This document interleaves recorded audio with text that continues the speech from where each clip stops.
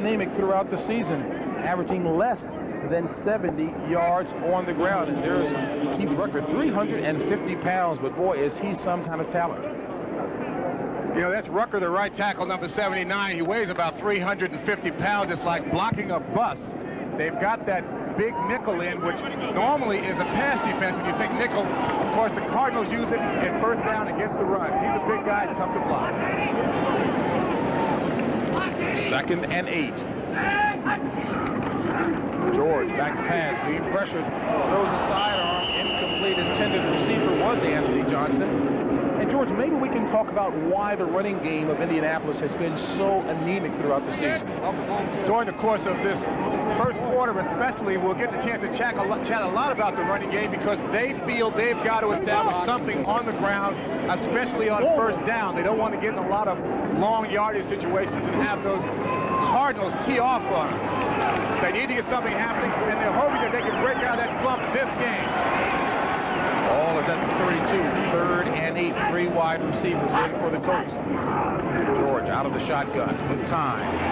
Throws it, and the ball takes off away from the intended receiver, Jesse Hester, and the boos come out directed at Jeff George. George, a very young quarterback, only 3 years in the league at age 25, really did pitch a serious fit last week when Ted Marchibroda, whom you're looking at there, took him out of the game, but Ted said it was the right thing to do. Well, they wanted to win. They were down 6-3 to the Jets.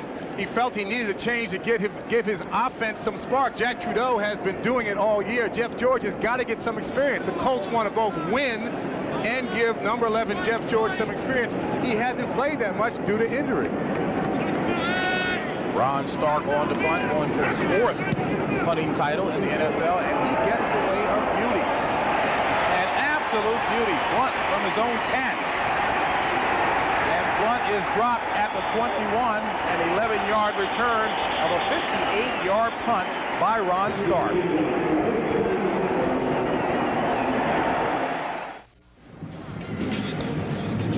There's a shot of Jack Trudeau, the backup quarterback here with the Colts, and he is a very poised veteran. He's been around for 7 years. Tom Tupa, the ex-Cardinal, standing there to the side as well. But Trudeau, the guys on the team, the veteran players and the young guys alike, have an awful lot of confidence in that young man there. And there's Mr. Chris Chandler. Mr. Chris Chandler, who was the last quarterback with the Colts to win 4 in a row. The Colts, of course, going for their 4th win today. First and 10. And he gains only 1, pot hard by that defense led by Sam Clancy, the ex-basketball player, 9th-year player out of Pittsburgh. And I tell you, he's like a little kid. Talk about sipping from the fountain of youth. Well, he and Tony Siragusa, the nose tackle, have become very close. And Clancy was at Pitt at the same time that Mark May, offensive lineman for the Cardinals, was there. Never played football in college, was a basketball player. Great vertical leap, a lot of lateral movement. Ball at the 22, 2nd and 9 for the Cardinals. Walter Reeves in motion. On the draw. This time, Johnson moving the pile nicely. Good, hard running job by Johnson, stopped by Scott Radisick. And the running game has certainly picked up with Johnny Johnson there. He picked up 5 that time, and he has been a spark since he's come back playing with injuries, and he's got a nicked up offensive line. Bill Lewis struggling with a hamstring problem. He's there back at center. The backs and receivers, we talked about Johnny Johnson. Butch Roll, the H-back, Randall Hill, and Ricky Prohl, the wide receivers. 3rd and 4. Need to get to the 31 for the first down. Simples the back.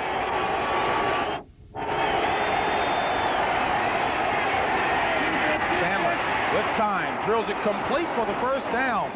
So the Cardinals on the march in that one to Ernie Jones. Ernie Jones back after being on IR with a shoulder separation. 8-yard pass play.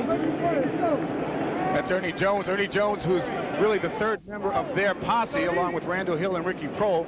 Taking a look at Tony Siragusa in the middle of your screen, number 98, block, rushing on Mark May, number 73. Mark May, good hands, keeps Siragusa out. 2 Pitt guys.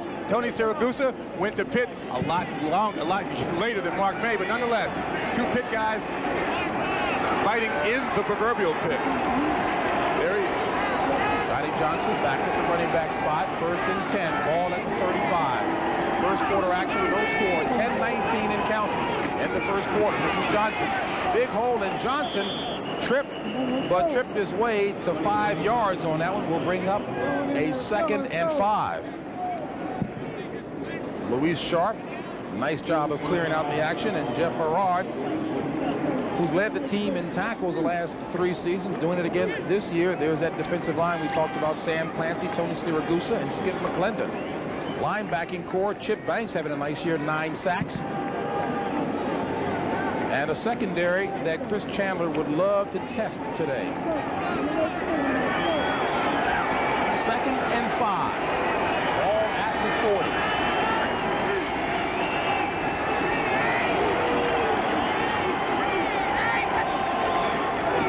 On the ground, Johnson again. Scott Radisick on the stop, along with others. A gain of 4 on the play should bring up a 3rd and 1. There is really one colorful character there. Tony Siragusa, who plays just like he acts off the field, active. Absolutely, very active and animated. That's in the middle of your screen, number 98. It's kind of like an influence block. The guard pulled away, hoping that he would go with the guard. He didn't. He read it, reacted back inside, and made the tackle. They're anticipating a lot of runs up the middle by the Cardinals today. He wants to have his head on a swivel. Doesn't want to get any ear hole shots. Siragusa will be most upset for not getting credit for hitting the runner first. 3rd and 1. Derek Ware in motion. On the ground to Johnson, looking for room on the outside. Has the first down and more. Johnny Johnson with a nice run. So the running game operating very effectively for the Cardinals in the early going. Still no score. 8:36 left in the first quarter of play. James Brown along with George Starke. Happy to have you along. Cardinals with a record of 4 and 10. And George, we talked so much about Joe Bugle's job being on the line. You said he's got a healthy squad, or a relatively healthy squad today. You're expecting more. I'm expecting Joe Bugle to have his troops playing with a lot of intensity. They feel that the big nickel, those big buns across the line, should be able to keep the Indianapolis running game front happy. Those big what? Chandler decides to run with it. And gives himself up at about the 42, a gain of 5 on the play. Chris Chandler, that was his 30th run of the season. Averages just under 5 yards a carry. Not quite like Randall Cunningham or Steve Young, but he's a tough-nosed quarterback. He's a tough quarterback, and he's playing very well. He's playing with a lot of confidence. Jerry Rome has taught him how to read his defenses, so he drops back. He reads on the first 2 steps. He's playing with a lot of poise. That time he pulled the ball down, saw he had some room, made the run, picked up 5. Can't ask for more than that on first down. Cardinals liking to run. 6 rushes thus far, only 1 pass. On 2nd down. And that's enough for the first down. Johnny Johnson, now again, early in the season, we recall when he came back from injury, really quiet, not talking to the press, said he was a little upset, but he's playing with pain and playing effectively. He's playing effectively, JP. This is a wham. Number 82, Butch Roll, is coming around the block on the nose tackle.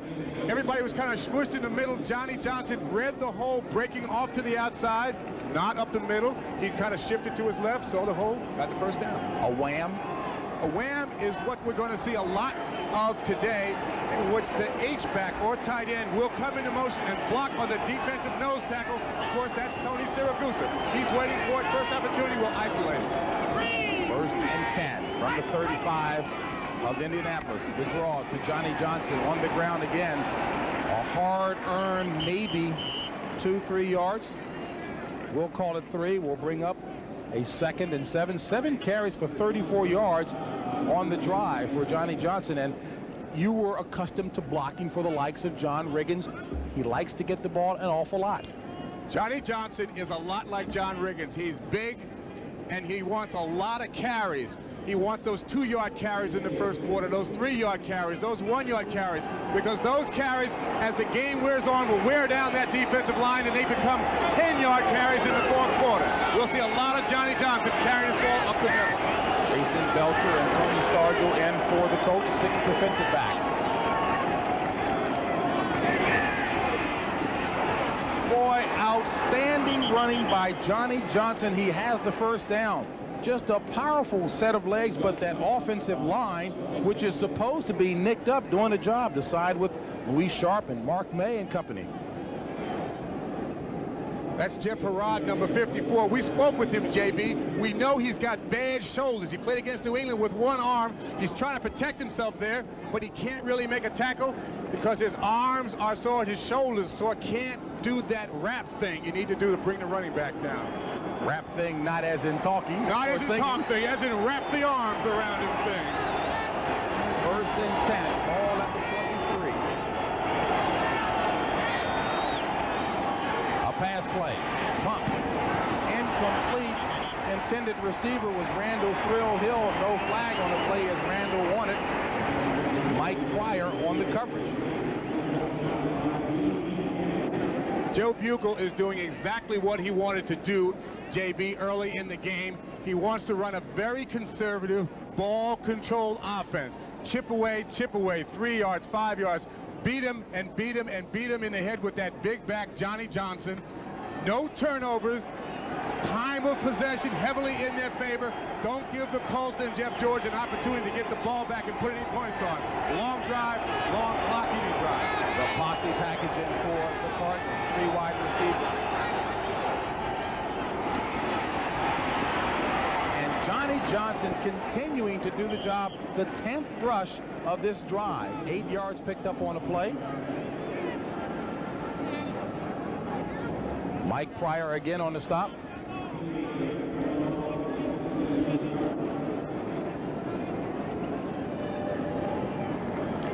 Mark May, the left guard, is going to pull through the hole. It's a little misdirection, and Johnny Johnson's going to go back through the hole. The key here is take advantage of the youth of the Colts and the fact that they will go with an early fake. Mark pulled, made the big block. Johnny Johnson right behind him in the hole. 8 yards. 2nd and 2, and why not continue to run it against a team that's 26th in the league against the rush? Make it 3rd and 2. It will now be a first down. And George, I mentioned that Indianapolis 26th in the league against the rush, giving up almost 130 yards a game. Again, a very sound game plan. Go right at them. They've got a weakness. Ted Marchibroda knows that. Not only are they poor statistically against the run, JB, they're poor statistically against the run in the AFC. Not a conference known for big offensive line and big running backs. So now they've got an NFC East team in Joe Bugle. They've got this huge offensive line. They're seeing what the NFC East guys usually see. Big running back and big linemen. 1st and goal, all at the 10. Johnson. Johnny Johnson looking for a hole. Touchdown, Cardinals. Johnny Johnson, 65 yards on 11 carries. What a way to get the first quarter going. And that offensive line continuing to do a job, that NFC East punishing style. That's Johnny Johnson. And we talked about the NFC punishing style. That's Louis Sharp making that move on the left. The thing is that they're just not used to seeing linemen this big and running backs this big. This is only the first quarter. They could be in for a very long day if they can't come up with a way to stop this Cardinal running game. Joe Bugle may not throw a pass all day. He'll consider that to be the ultimate offensive game plan. No passes. Nice blocking job also by Randall Hill. And the point after by Greg Davis is good. It's 28 of 28. And the Cardinals are leading 7-0. CBS Sports coverage of the National Football League is sponsored by Toyota and their full line of quality cars and trucks. Toyota, I love what you do for me. DeskJet Printers from Hewlett-Packard. DeskJet Printers, make it happen. And by Coors Light. The Silver Bullet is the right beer now. Reason to have a smile on the sidelines over there for the Cardinals. 14 plays covering 79 yards.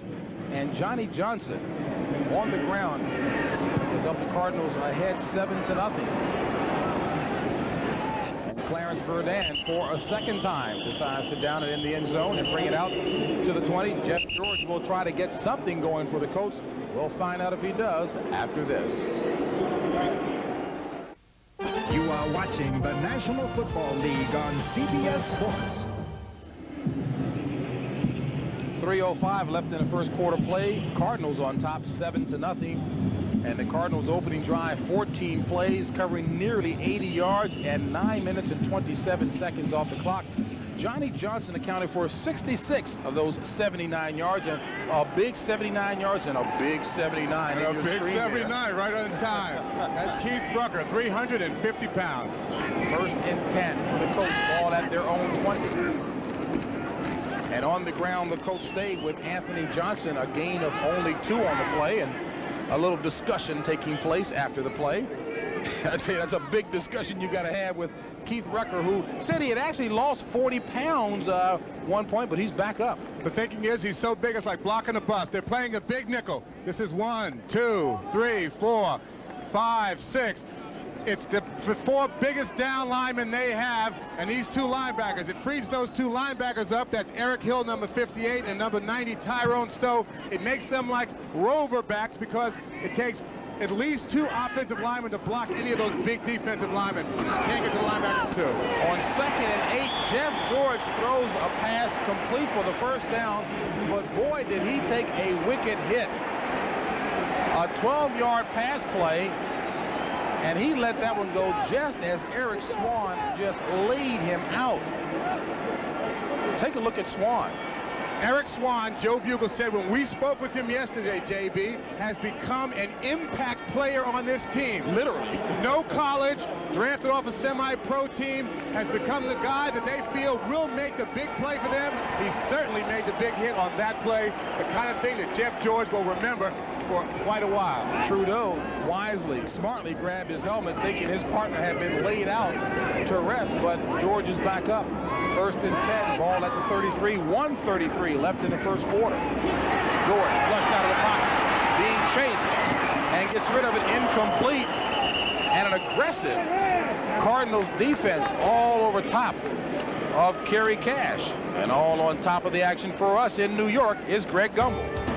All right, JB, and we'll go to Green Bay, where the Rams have jumped on top 16 yards. Jim Everett to Flipper Anderson. The extra point has the Rams leading Green Bay 7-0 in the first, James.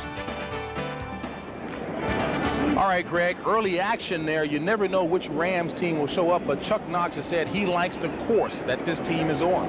We've done several Rams games together this year, and he's got a young team, and they're playing well together, kind of like this team, a mixture of old players and young players. Enthusiasm is the key. Chuck Knox is one of the classy coaches in the league. 2nd and 10, Anthony Johnson in motion. George flushed out again. Eric Swan chasing him. Intercepted. Michael Zordich back to the 30. Zordich with his 3rd interception of the season, and he returns it 20 yards as Jeff George throws his 15th pick of the season. Jeff George is a young quarterback that is under so much pressure that he cannot, he's under pressure. First of all, he rolls to the right. When he does that, he collapses the field. So Zordich, the Cardinals are in a zone. He just drifts to the right, watches Jeff George's eyes. Jeff George should have pulled the ball down, take the sack. You throw this up, a good safety will pick this off, and that's exactly what happened. When you can't run the football and are forced to pass the football, it puts too much pressure on a young quarterback. He's got nothing to do. He's got no pass blocking and no run block. George is guilty of not looking off the guys, and Michael Zordich read that one well. On the ground, Johnny Johnson. And Johnny Johnson running hard for about 3 yards. He's got 69 yards in the first quarter.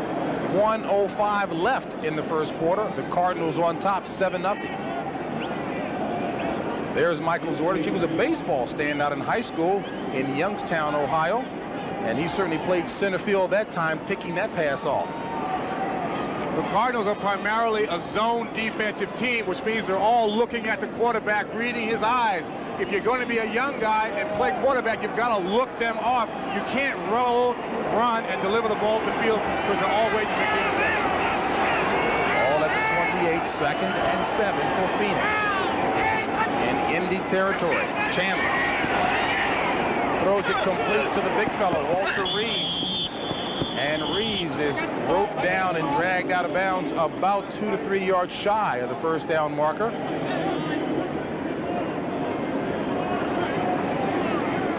Walter Reeves, at 265 pounds, is one of the biggest tight ends in the business. That's Walter Reeves, number 89 right there. A classic Joe Bugle, crush 'em blocker, smash mouth, run game type of fella. You don't usually associate him with catching the ball, but that time he did.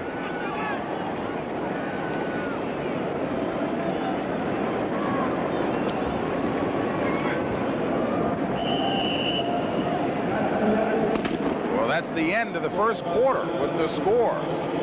The Cardinals on top, 7-0 over Indy. Back for the second quarter after this.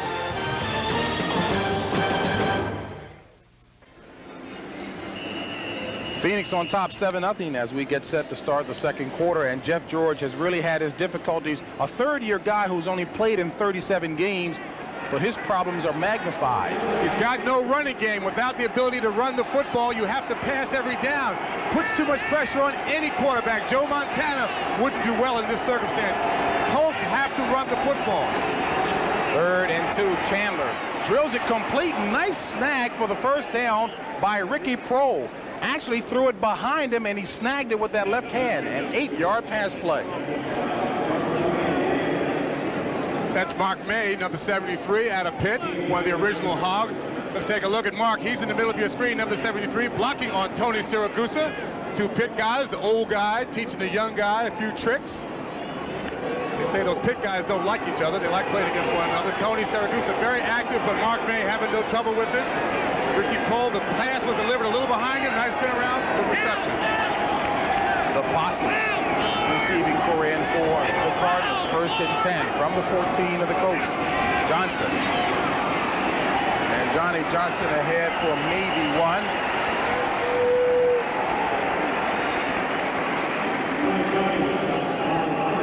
You heard Greg Gumbel give the score of that Rams-Green Bay game.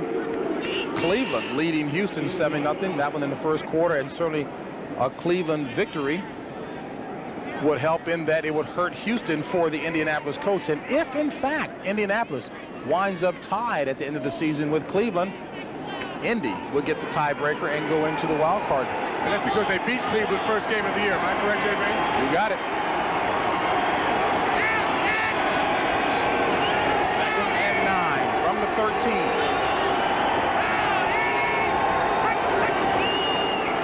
Chandler decides to take it himself and dropped right at about the 10. A 3-yard gain by Chandler. Sam Clancy with those long basketball arms snagged him and stopped what potentially could have been a touchdown run. When the Colts are in their nickel, their version of the nickel, 4 defensive down linemen, there's a natural hole up the middle, either called or on recognition. Chandler simply drops back, looks as if he's going to pass, and it's a quarterback draw. I believe that play was called by Joe Bugle, but it could be sometimes a recognition play. If the middle opens up, he'll just take it and run.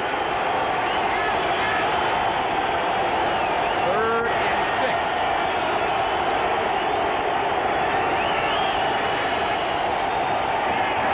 Looking for Jones, fade pattern, touchdown.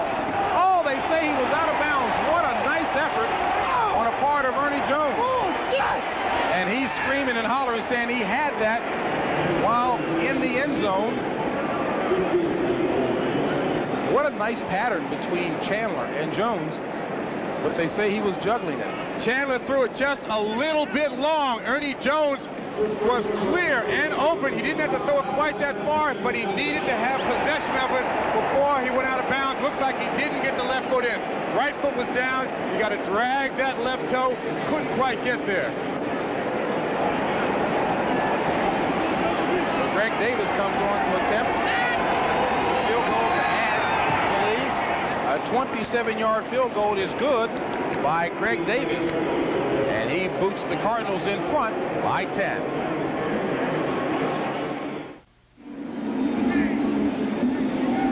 That's Ernie Jones, number 81, executing a fade pattern on number 37, Chris Good. The key here is have the ball, have possession, but get both feet down. What foot's down? No, the next foot didn't quite make it on the end zone line.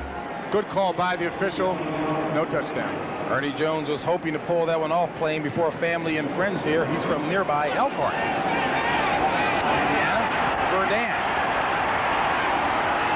And Clarence Verdun returns it up to about the 19, stopped by Larry Centers. So Jeff George will try to get something going in a moment.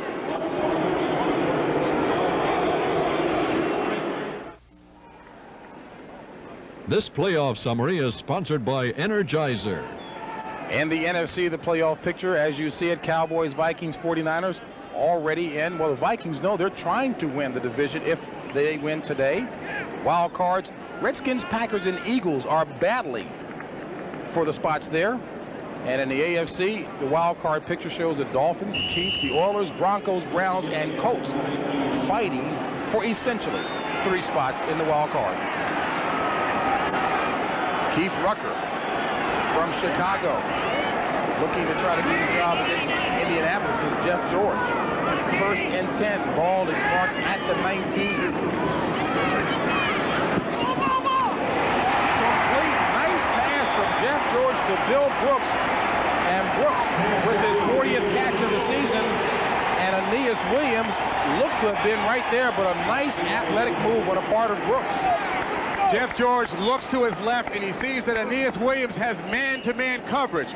Normally, when you're in man-to-man coverage, the quarterback-receiver combination should beat that, and in fact, they did that time. Jeff George threw the ball a little bit behind him. That's okay. Bill Brooks came back, made the connection. Take a look at Robert Massey, the outstanding corner for the Cardinals, who's down, and boy, is that not symptomatic, emblematic, typical of what's been happening all season long for the Cardinals. Injury after injury. Robert Massey is one of the leaders of this defense, and he's got 3 interceptions for touchdowns, and he was looking forward to maybe getting 1 today and tying that record Kenny Houston set a long time ago. You know, so many guys hate playing on this AstroTurf, and Massey indicated that himself last night. This is Massey on the upper left. Take a look at it. Sometimes the turf reaches up and grabs you. That you have to have the proper combination of shoe to go with the proper turf to make sure that you're just not grabbed. It happens all the time, and you hate to see a guy hurt in a circumstance like that, but of course that's why the players don't really like playing on artificial surface. They prefer natural grass because this kind of thing never happens on natural grass.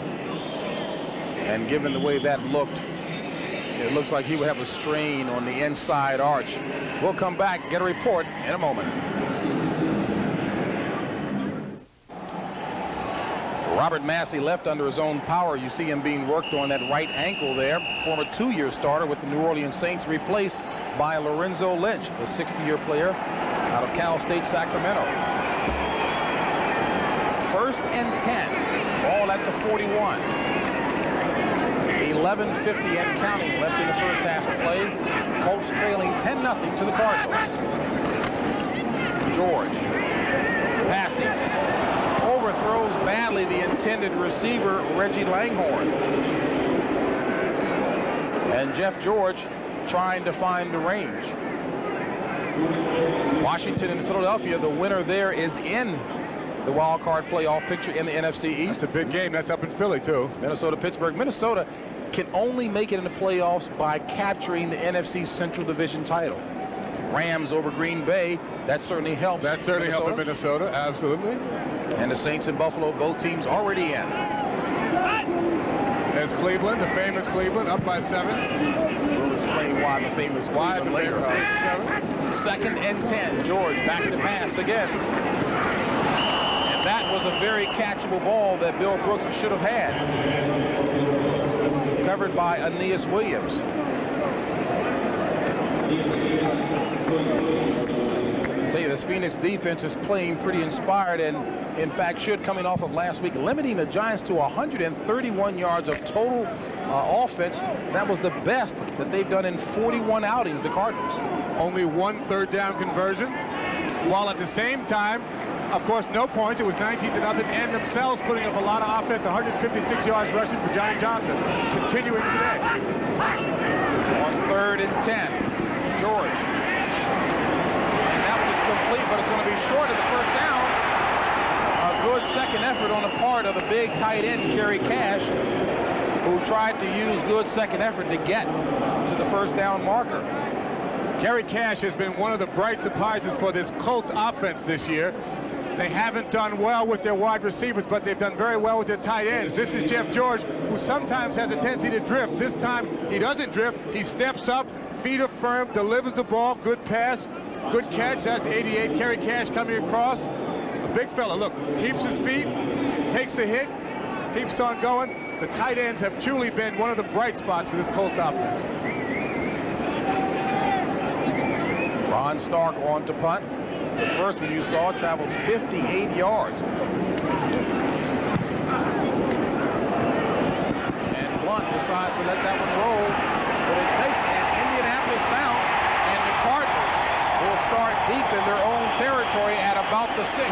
There is a flag on the play. 47-yard punt, 4.7 hang time. That first 58-yard punt had a hang time of 5.5. Ron Stark certainly doing the job as Joe Bugle awaits the call by the officials. Bob McElwee, the referee today. Number 31 went out of bounds and was first to touch the football in the field of play.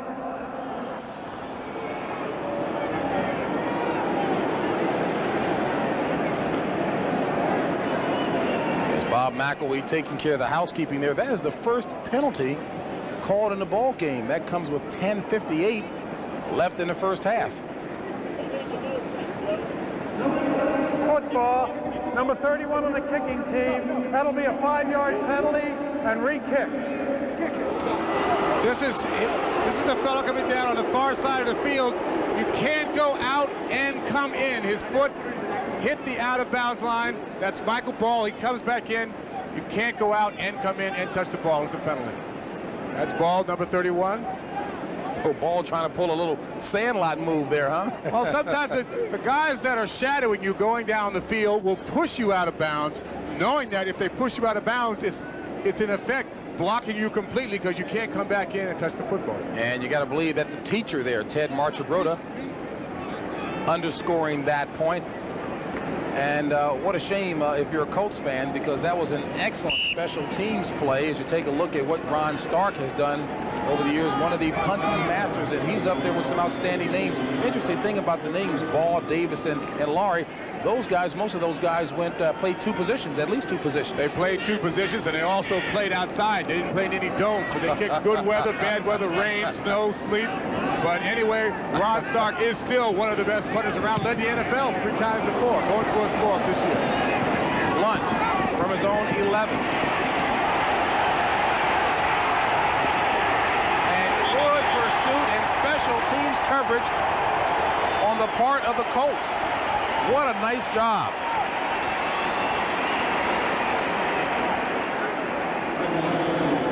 A 45-yard punt, -1 on the return.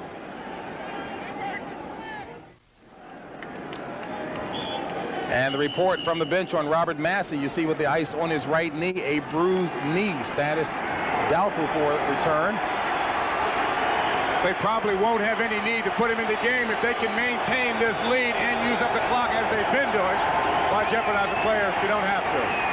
Chandler on 1st and 10 throws a fumble. And it's dead. Referees, the officials are whistling the play dead. That's your guy, Tony Siragusa, always talking to the officials right in the middle. Good New Jersey guy, trying to talk his way into having possession of that football. Was no possession. Incomplete pass, yeah. Incomplete pass.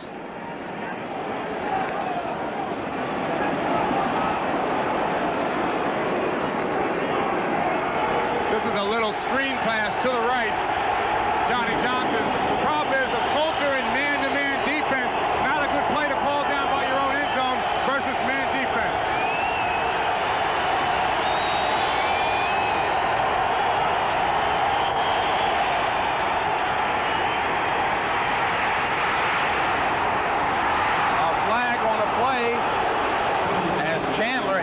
To a second option, you see Ricky Prohl clapping his hands, so apparently, according to Prohl, pass interference or holding of some sort on the Colts. Excellent coverage by the Colts up until that point of the infraction, if it is on the Colts. Was good coverage by the Colts. Chris Chandler unfortunately for the Colts, though, had plenty of time to pass the ball. When you're down there on your 5-yard line and you get a chance to reload several times, that means that your offensive line is giving you good protection, so you get a chance to go to your second or third receiver choice. Holding, number 45 defense, before the pass, 5 yards, automatic first down. Tony Starke, who had 3 penalties called against him last week against the Jets, the guilty party here. When your quarterback has a lot of time to throw the ball and he can reload several times, you can't keep a receiver under wraps forever. That's number 45, Tony Starke, in the middle of your screen. They say he touched him a little bit early, can't do it. Penalties have been the bane of the Colts this year. They lead the league in penalties. Another one, gotten them in a bad situation. At 110 penalties coming into the contest. First and 10. Johnson. Johnny Johnson takes it up to about the 18-19, a gain of 4 on the play. And George, just to embellish the point you made about the Colts being penalty prone, leading the league coming into this contest with 110. And that will certainly stifle any offense. Most of their penalties, or the ones that are the most damaging, really aren't like the one you just saw of defensive holding in the backfield.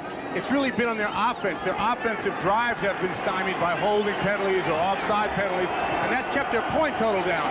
Nonetheless, a penalty's a penalty, and they would rather not have had that last one. Second and 6.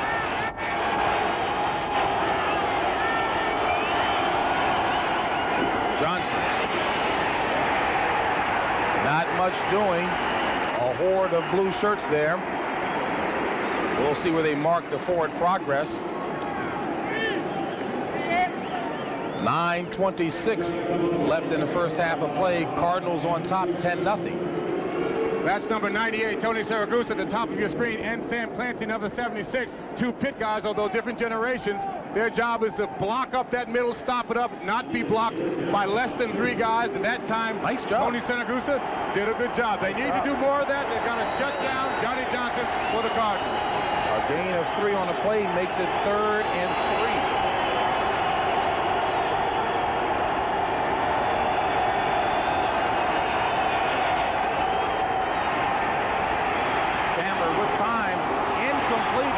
Chest of Randall Hill might have been deflected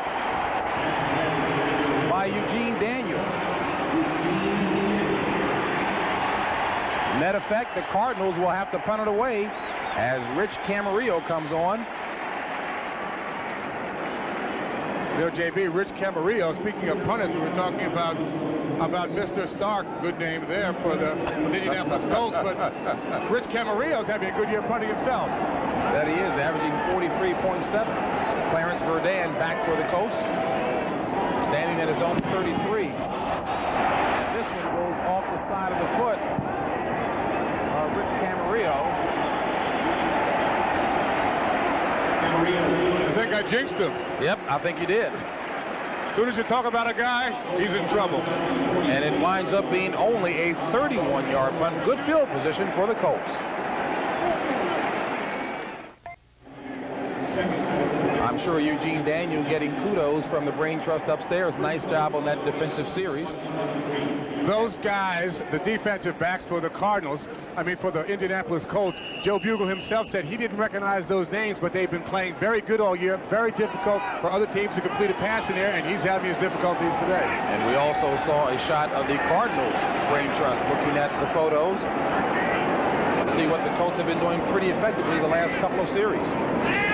First and 10, ball at the 46. George throws it complete to Brooks. First down. Nice quick spin move by Bill Brooks to make it to the first down marker. A 12-yard pass play, and Brooks, that was his second catch of the afternoon. They went after Lorenzo Lynch. The thinking probably is with Robert Massey out, Lorenzo Lynch is not the cover guy that Massey is. Perhaps Bill Brooks will be the guy that Jeff George will be going to in this drive to sort of take advantage of the fact that Robert Massey's not there. 8:17 and counting left in the first half of play. Colts down by 10. First and 10 from the 42. looking for Johnson. A flag on the play. The near side 40 is where the flag was thrown.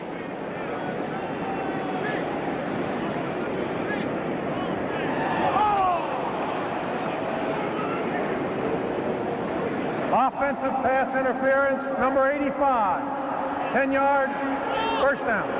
And the line judge on top of that play was Tom Barnes. And on top of what's taking place around the NFL, Greg Gumbel back in. All right, James, the Redskins and the Eagles at the vet. Mark Rippon looks this way and that before he finds Ricky Sanders for 62 yards and the touchdown. Winner goes to the playoffs, JB. 10-7 Redskins, second quarter. All right, Greg, and we're certainly aware that the winner of that contest does go to the playoffs. Mark Rippon has not had enough of those big plays this year. That's been one major knock on him. Mark Rippon has been in a slump. If the Redskins expect to go anywhere in the play, he's going to have to play better. On 1st and 20, completed to Anthony Johnson. A gain of only 4 on the play. Colts need to get down to the 32 of the Cardinals for first down. So they've got a ways to go. And as we've mentioned a couple of times already, a woeful running attack by the Cardinals. That the Colts, that is. Very poor running attack by the Colts, and Anthony Johnson, who just caught that pass, is their #1 running back. The only way he seems to be able to get the ball beyond the line of scrimmage is by catching a short pass out of the backfield, not running the football. 2nd and 16. Mike Jones is out. Garth Jackson's in for the Cardinals. Batted down. Nice job on the part of Mr. Heitch. 6'2", 245. And you know, you see that so often and have seen it so often this year, but position coaches are teaching guys to read and react, and if you can't get in there, get that hand up. The quarterback, in order to deliver the ball downfield, has got to have a throwing lane. The Cardinals have gone to their regular nickel. This is Steve Heitch coming from the outside. He's a big guy. He's 6'5". He can jump up, bat the ball down. That's almost as good as a sack. If a quarterback doesn't have a lane to deliver the ball, he can't get the ball downfield.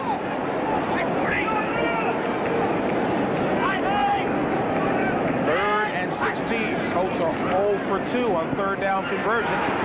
Mike Jones rushing. And this is Anthony Johnson. Anthony Johnson looks to be about a yard shy, but there is a flag on the play.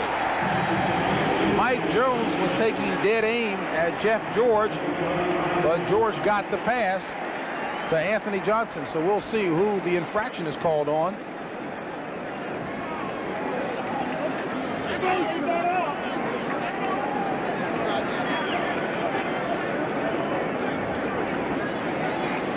Don't know if Tim McDonald was the guilty party there. We'll find out. 5-yard face mask foul, number 35 defense. Enforced from the end of the play, first down. And that was actually called on Aeneas Williams, so that will be a first down for the Colts. Yep, that's the face mask. That's McDonald, who accidentally grabbed the face mask. They ruled it wasn't intentional, or it would have been 15 yards. They only called 5. That's what we thought the first time, that it was McDonald. Good eyes. But they called an interception on Aeneas Williams. He'll complain about it, as will Joe Bugle to his troops for doing it. 1st and 10 from the 29 of Phoenix. 6:47 left in the first half of play. George drills it complete to Reggie Langhorne. And Langhorne, with a nice pull-in of that pass, a 14-yard pass play for a first down, and there's a down Cardinal, David Braxton, but he's up hobbling. And that linebacking core of the Cardinals thin already. Freddie Joe Nunn returning to action after being on injured reserve. Partially torn ligament in his knee.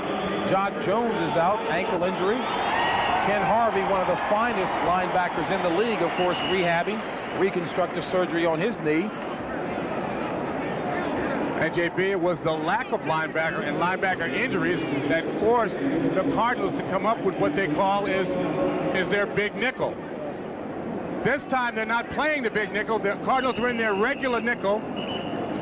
Jeff George has plenty of time. 54 comes into the screen. It's kind of like he gets leg whipped by number 29, Lynch, which of course is his own man. Once again, the turf can be a factor. The turf is hard. A lot of small injuries when players are playing on artificial surface. We saw a shot of Fritz Shermer, who went to that big nickel out of necessity. It has been effective, but he doesn't like losing his players. Nonetheless, first and 10 from the 16, low snap. But George gets it to Johnson, and not much doing. A gain of only one on the play. Tim McDonald, one of the finest safeties in the game with the stop.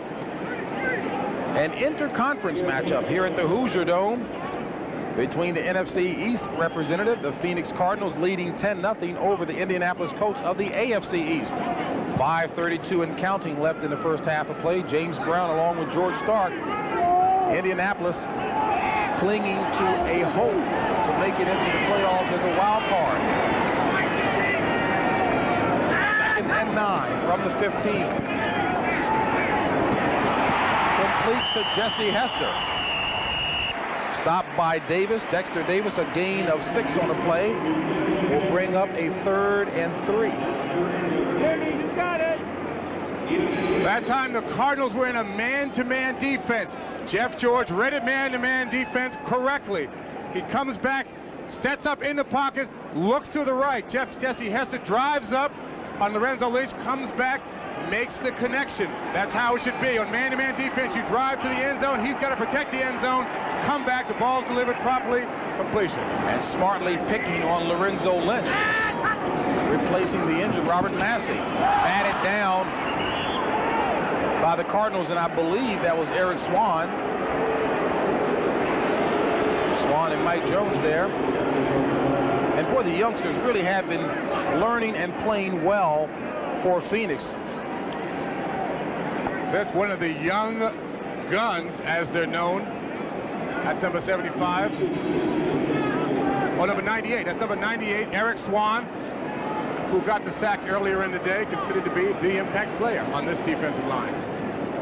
Dean Biasucci comes on to attempt a 27-yard field goal for the Colts, trying to put them on the board. It's up, and it's good. So the Colts finally on the scoreboard, coming at the 4:28 mark of the second quarter, trailing the Cardinals by the score of 10-3. You know, you were talking about Jeff George doing a nicer job that time looking off the receivers, and that has helped on a couple of completions. Part of his development as a young quarterback is to be able to drop back and relax and look downfield, and you have to play mind games with the defensive backs. Looking away one way and throwing another is one of those schemes. Coming up next, it's the Jeep Eagle Tournament of Champions Ski Series from Deer Valley, Utah. 16 skiers will compete in 3 events consisting of dual slalom racing. Competitors include Olympic medalist Franz Klammer, Bill Johnson, Debbie Armstrong, and world champion Tamara McKinney. That's coming up after the NFL Today post-game show. Franz Klammer, certainly one of the best, going at this in his head-to-head racing duel. You'll see it right here on CBS.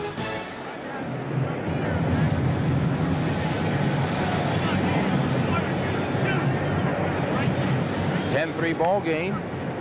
Cardinals on top. As you take a look at that defense, we talked about the big nickel, Reuben Davis, Eric Swan, Keith Rucker. I mentioned over 1,200 pounds among that foursome there. Mike Jones as well, nearly 1,250 pounds. I'd say that's a lot of beef. That's a lot of beef, and they play the nickel on the first and second short yardage rundowns, which is what's rare. Usually the nickel is a pass defense, but it's hard to run when you got all that size in there. Hard to run against those guys. Blunt coming from the end zone. And Blunt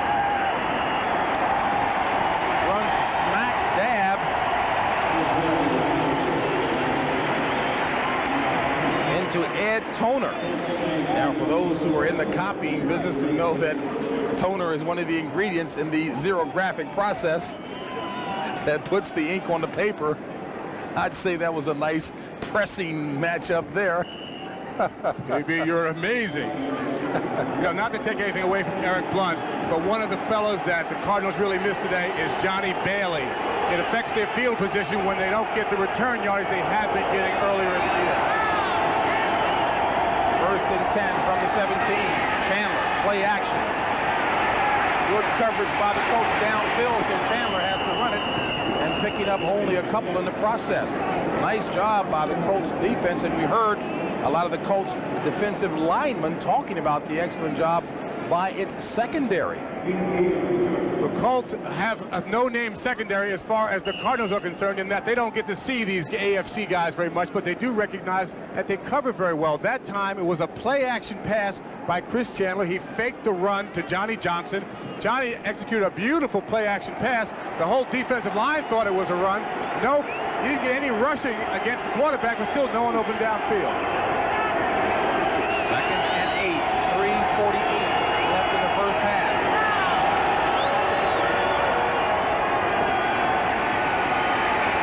Chandler completes to Kroll for the first down and a bunch. Ricky Kroll across the 35-yard line, hauling in that pass, an 18-yard pass play. Finally tackled by Jeff Harrod. Yeah.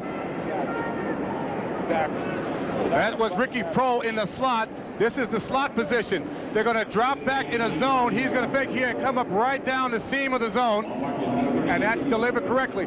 There are seams in the zones, and if you can just slide in there, find yourself a hole, you can make a reception. That's what he did. There's Ricky Kroll out of Wake Forest University. First and 10 for the Cardinals. All at their own 38. Johnny Johnson picking his way nicely, and Johnny Johnson running hard across the 45 to about the 46. A gain of 8 on the play. Finally tackled by Jason Belcher, the free safety out of Oklahoma. And Joe Bugle, you mentioned before, if something is working, especially his beloved running game, he'll do it to death. Johnny Johnson is a big back who likes to get the ball a lot, as I said in the first quarter. A 3-yard gain in the first quarter becomes an 8-yard gain in the second quarter, and maybe a 30-yard gain in the fourth quarter. The defensive linemen, they get beat on, and eventually they can't make those stops. Second and 2. Johnson, first down. Johnny Johnson, prior to that carry, you saw 14 yards shy of 100 yards in the first half.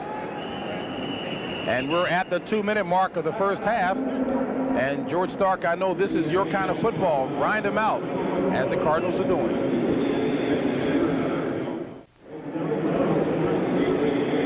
That last play was the famous counter gap, made famous by the Washington Redskins. In it, the left tackle, Lewis Sharp, is going to pull through the hole. The left guard, Mark May, is going to pull down the line and kick out. Johnny Johnson's going to take that ball, fake that way, and come right up behind Lewis Sharp. That's exactly what happened. This is the play that John Riggins made famous, and the Cardinals are still running to perfection. Both teams with 3 timeouts remaining. 2 minutes left in the first half. First and 10 for the Cardinals. Chandler, incomplete to Randall Hill. That one just slightly behind Randall Hill. So we take a look at Johnny Johnson, who's having an outstanding day, coming off of an outstanding week last week. Had career highs with 36 rushes, 156 yards, and 2 touchdowns. And JB, and he may very well be on track today. He's got 93 yards in the first half. And JB, here's a guy that knows how to get his offensive linemen on his side.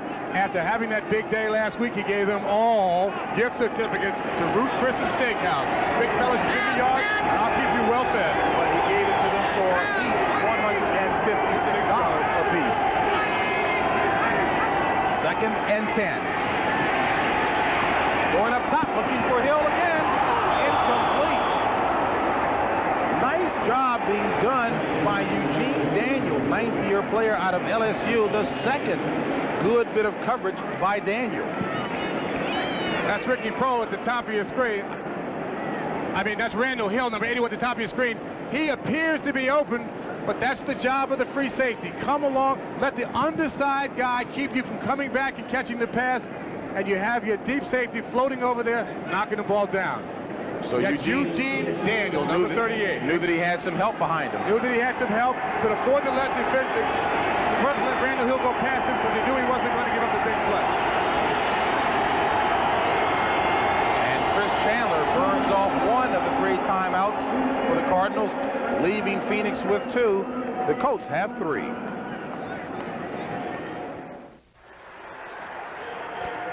Coming up on the NFL Today halftime report, Greg and Terry will have all the scores, highlights, and latest playoff information from around the NFL.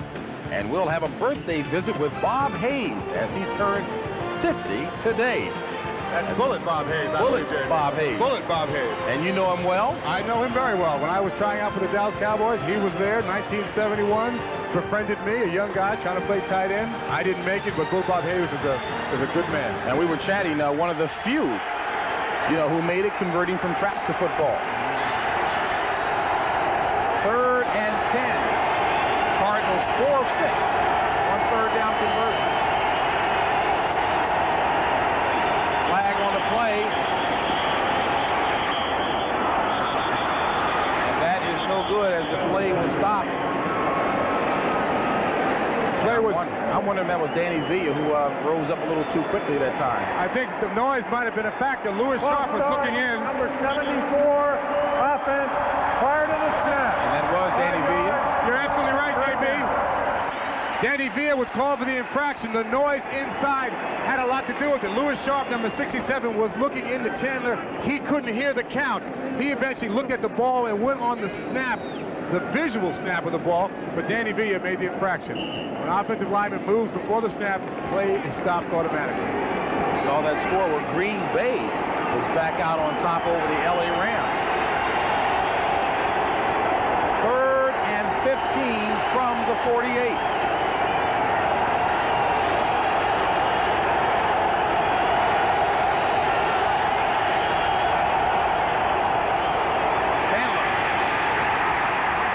Doing there, the Colts know that one well. Sam Clancy.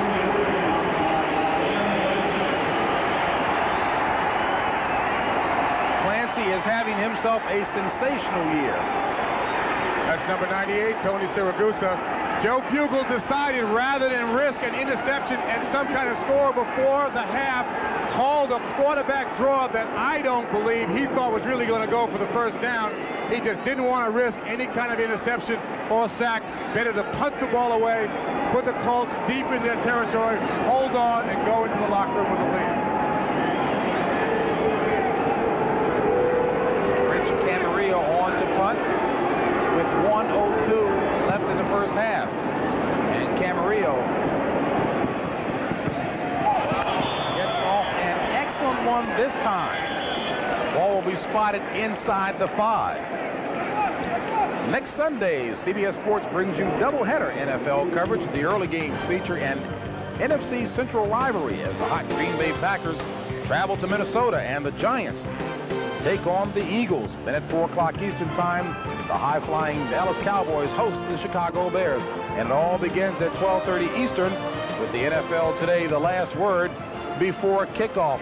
And if Green Bay goes on to win in that contest and Minnesota loses, that will set up a battle for the NFC Central Division crown next week. And of course, that'll be seen right here on CBS.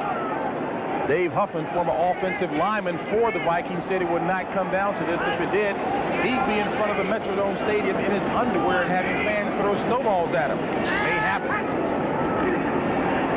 On 1st and 10, George being chased by Mike Jones and throws it complete for the first down. A desperation move on the part of Jeff George, and it pays dividends as he finds Reggie Langhorne. A 23-yard pass play. Reggie Langhorne is the leader of this offense, the fellow that keeps everyone going in the huddle. Jeff George rolls to the right. We spoke earlier that normally that collapses the field. He got the ball up the field, though. Reggie Langhorne made the catch, and they're out of the hole. That was the key for the Indianapolis Colts. Get out of that hole. So if you have to punt the ball away, you're not in jeopardy of giving up a score. Nice throw on the run by George, showing off that arm. 1st and 10 from the Colts 26. 45 seconds left in the first half. And George complete to Anthony Johnson. A gain of 5 will bring up a 2nd and 5 as Jeff George showing nimble feet, escaping the rush of Eric Swan. The Colts call timeout, leaving them with 2. Okay. That's Jeff George. Executed well on that last pass play upfield to number 23, Anthony Johnson.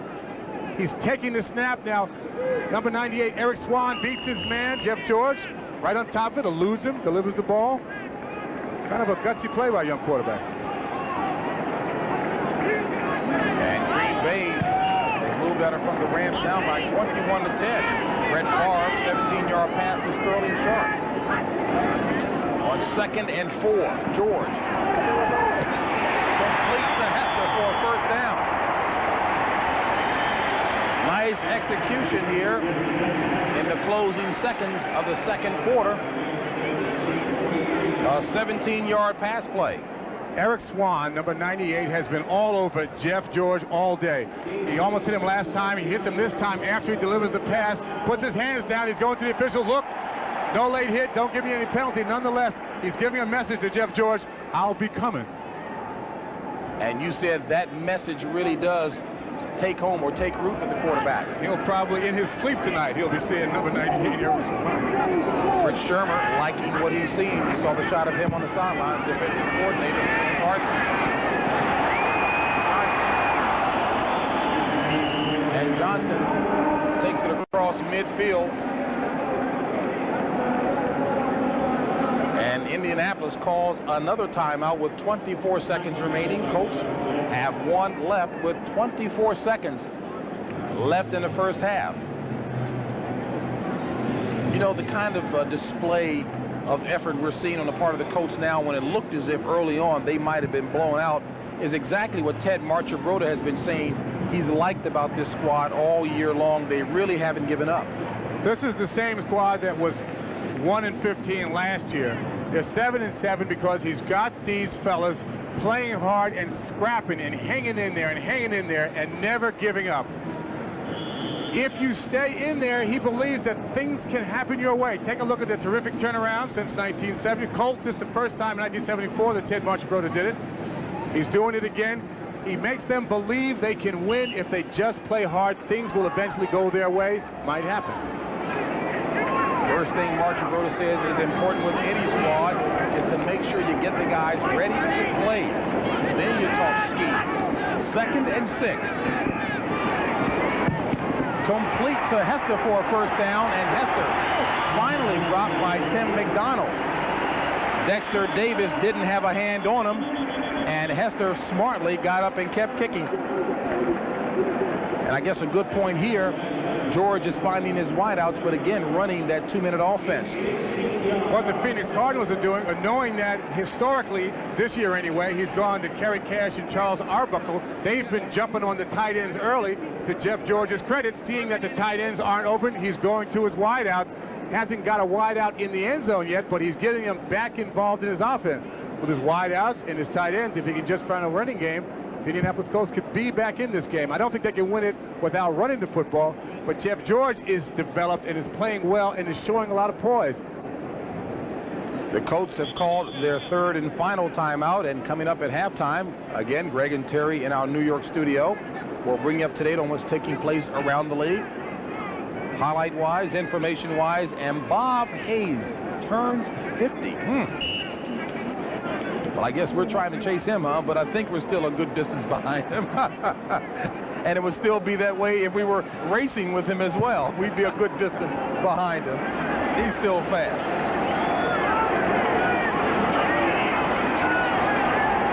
First and 10 from the 31 of Phoenix. 14 seconds left.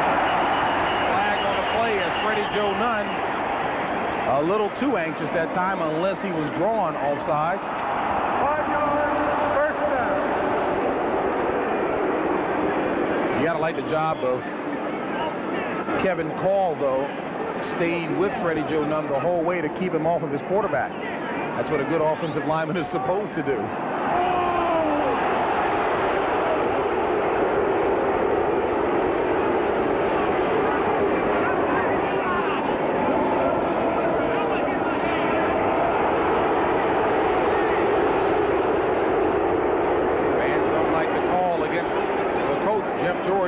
This quarter has done a nice job. 12 of 15, 144 yards, all coming in this, the second quarter. And the Colts trail the Cardinals 10-3. Bob McElwee asking the clock. Thank you. To have some more time put back on it. 14 seconds. left and a half. 1st and 15 for the Colts from the 36 of Phoenix.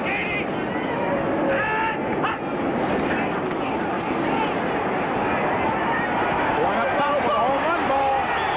Incomplete, looking for Hester with 8 seconds remaining. And Dexter Davis right there draping him. You know, you've got to give a lot of credit to this offensive line for the Indianapolis Colts. As I've said a lot today already, they don't have a running game. Everybody knows he's going to pass. The half is winding down, so of course the defensive linemen and linebackers know even more so that he's going to pass. He's getting time to throw the ball. He's throwing the ball well. Jesse Hester just wasn't open that time, but Ted Montefiore said he's got a very special arm, that this could be another Roman Gabriel. Dean Biasucci will attempt a 54-yard field goal, his best this far, a 52-yarder, and there's a flag on the play. It looks like it's on the defense, but they're pointing at number 73, Zephros Moss, saying that he pulled them off. And that, although Dean Biasucci is still trying to argue. Number 96 offense before the snap, simulating action at the snap. 5 yards, 2nd down. Now Biasucci is asking Ted Marchibroda, let me still go for it no matter, let me try it.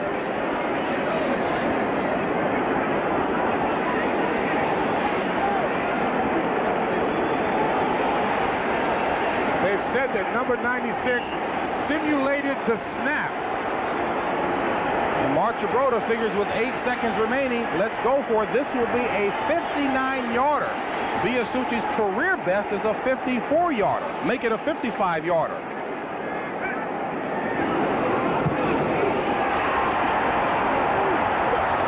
And it's short. Well, you like the confidence displayed by Biasucci, asking to let it be done anyway, but it falls short. And had it stayed a 54-yarder, might have had a shot because it was about 5 yards shy. It was right on line. It was a little short. That's one thing, JP, about being in a dome outside, unlike kicking outside in the elements, is that you don't have wind as a factor. And, you know, the turf is flat, so the numbers can go up, and a young man can kick the ball 55, 60 yards. But he obviously felt so. I get the impression, though, that you're not too fond of indoor activity, playing inside. Well, as the next player, I don't like playing on the turf because you have a lot of small injuries and you got to rug over concrete and it hurts when you fall on it. I think that sizes it up nicely. And that's the end of the first half with the score. The Cardinals on top of the Colts, 10-3. We'll take you to New York to Greg Gumbel and Terry Bradshaw after this. Ladies and gentlemen, it is time for the Southwest. CBS Sports coverage of the National Football League is sponsored by Ford and your Ford dealer. Have you driven a Ford lately? Citizen watches. Citizen. We've got elegance. And by McDonald's. What you want is what you get. Guaranteed at McDonald's today. The NFL Today Dockers Halftime Report is sponsored by Levi's Dockers. Nobody does color like Dockers. Those of you who have been watching Phoenix and Indianapolis do battle, welcome back to our studios here in New York. Greg Gumbel along with Terry Bradshaw, our halftime score, the Cardinals with a 10-3 lead on the Colts. What are you laughing about? They told me to smile. Okay. At Veterans Stadium in Philadelphia, the winner of this game between the Redskins and the Eagles goes to the playoffs. They've begun the third quarter, and the Redskins lead at 13-7. The Eagles trailed from the 21-yard line. Watch Heath Sherman. This is a pretty good run. Through the Redskins, dives into the end zone for the touchdown to take the lead, but then the Redskins came back on a touchdown pass from Mark Rippon, and Professor Bradshaw will show you the reasons why this play worked. See me smiling as I walk over here. In all three-step passing in the NFL, there are always two routes alike. In the third route, the guy in the middle always runs deep down the middle. Mark Rippon has made a call. An out route at the bottom to Gary Clark, an out route at the top to Monk, and in the slot is Sanders, who runs straight down the middle. Rippon makes the call. The corner is off. He says, this is where I'm throwing the ball. Look, he's looking. He isn't. So now he says, fine with me. I'll turn around and go to the top where McMillan, Mark McMillan, a rookie, is covering Monk. Too tight a coverage. Now he says, I don't have enough time. To the third guy, the slot guy. There he is, Sanders, straight down the middle. Booty, number 42, the free safety, had gotten out of the middle because Rippon had been looking to the left. He followed his eyes, opened up the pattern. Beautiful job by Mark Rippon. All started because Gary Clark at the bottom, I think, blew the pattern. All right, Mark Rippon, good first half, 12 of 17, 163 yards and a touchdown. In Pittsburgh, they've begun the second half. Ugly game here. The Steelers lead it by a field goal. Minnesota's turned the ball over 3 times, Pittsburgh once. They're at halftime at Lambeau Field. The Packers with a 28-10 lead. They came all the way back from trailing 10-0 in this game, and the Packers need a victory to stay alive in the hunt for the NFC Central Division Championship. Pre-game introductions. Watch Travis McNeil and Darrell Henley bang heads. But then, watch this play. On the blitz, Jim Everett throws it up for grabs, and unfortunately for the Rams, Terrell Buckley comes down with it. Right. Everett saw the blitz, anticipated where the receiver would be, but there's Terrell Buckley, drafted #1 out of Florida State, held out. But this is what he does best after he makes interceptions. He has the ability to run with it and score. Excellent job by the Green Bay defense. And then the Favre to Sharp combination clicked twice. Look at the strength of Sterling Sharp, his second touchdown. He has 8 receptions for 110 yards in the first half, and the Packers lead at 28-10. Halftime at the Superdome. It is New Orleans leading Buffalo 13-3. Halftime in Cleveland, the Browns lead the Houston Oilers 7-3, and halftime at Riverfront Stadium in Cincinnati, the Bengals by a touchdown over New England. And the NFL Today continues here on CBS after this word from your local station.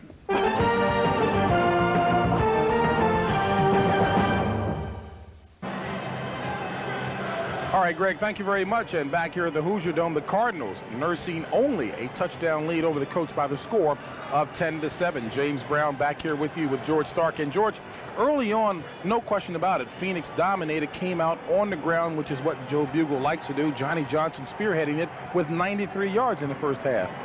They started out driving and dominating on the ground, which is what they wanted to do. There might have been a momentum switch. We'll take a look at Johnny Johnson going to his left. That's Mark May with a good block opening that hole.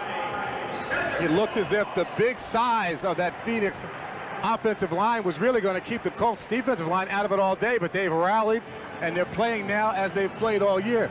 They're scrapping, grabbing on by their fingernails, just trying to stay in there and hope that something goes their way. Well, you speak about scrapping and holding on, and that's exactly what the Indianapolis Colts have been doing all season long.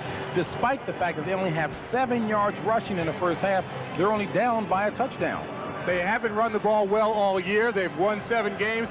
I don't believe you can win like that. What do I know? They've won 7 games. They still could win today. They can win today if Jeff George has a good day.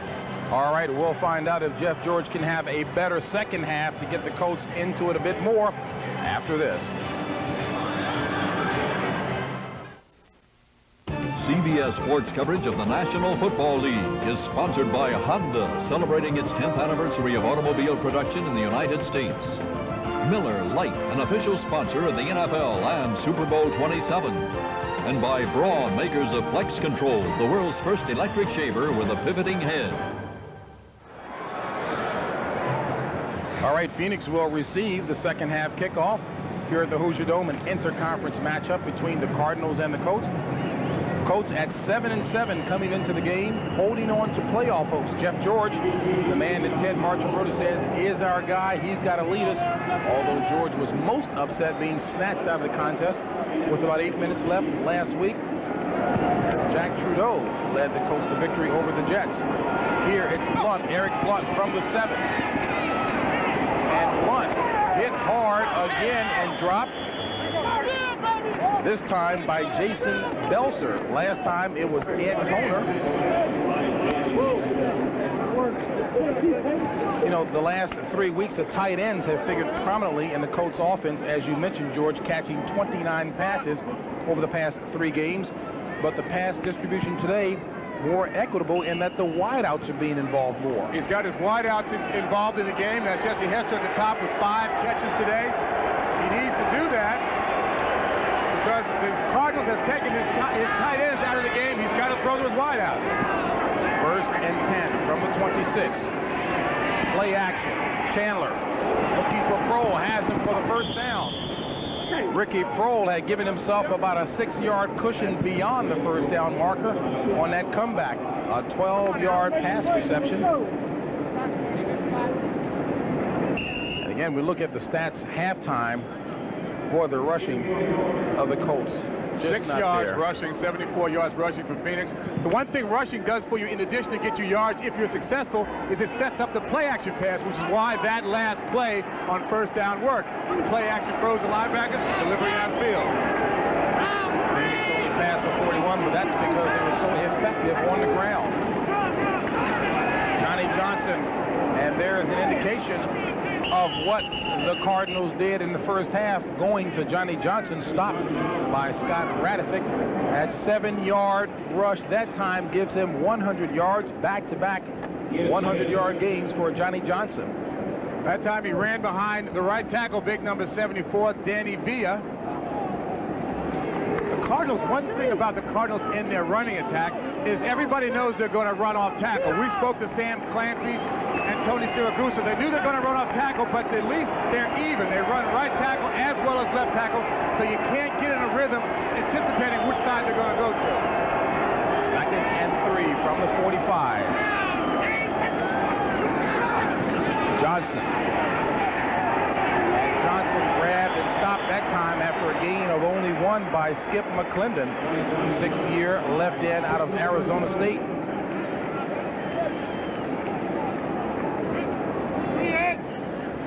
That's big number 89, Walter Reeves, going in motion because they're going to run off the left side. Johnny Johnson follows him in that hole. This time the Colts are there. No way to go. Good play by the Colts defense. 3rd and 2 from the 46. Cardinals favoring the ground game, as we've indicated. There's Jerry Rome, offensive coordinator, in the middle. Play action. Chandler nearly intercepted, and boy, Chandler is fortunate that Chip Banks did not hold on to that one. Banks was angling for a 2nd interception of the season. I think that Joe Bugle is getting a little too cute here. He's got a play-action pass to Johnny Johnson. Mark May is pulling out, so it's a simulated counter gap type indication. The defense was not fooled. The defensive backs were there. It's 3rd and 2. You've got the big offensive line. Unfortunately, Walter Reeves is hurt. But you've got the size advantage. You've run the ball well today. You've got a back over 100 yards. I think you should be running the football on 3rd and 2, not executing play-action passes. Joe Bugle's getting a little too cute on offense. So no matter how ugly, monotonous, stay on the ground if it's working. Stay on the ground. Sometimes offensive coordinators like Jerry Rome just get bored with that. They're not satisfied with 3 yards, 4 yards, 3 yards, 4 yards. Take the 3 yards, keep the chains moving. Don't get too cute. Rich Camarillo on the punt, Clarence Verdun back for the Colts. And Verdun lets it go. And what a job as the ball takes a great Phoenix bounce. A 53-yard punt, and the Colts will start from their own 1.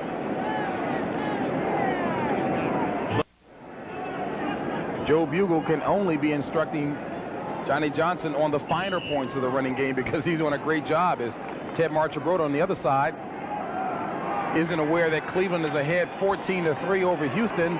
Cleveland's still in the playoff hunt, and that actually helps Indianapolis if Indianapolis can win, because if Cleveland and Indy tie at the end of the season for that last playoff spot, the Colts get it. For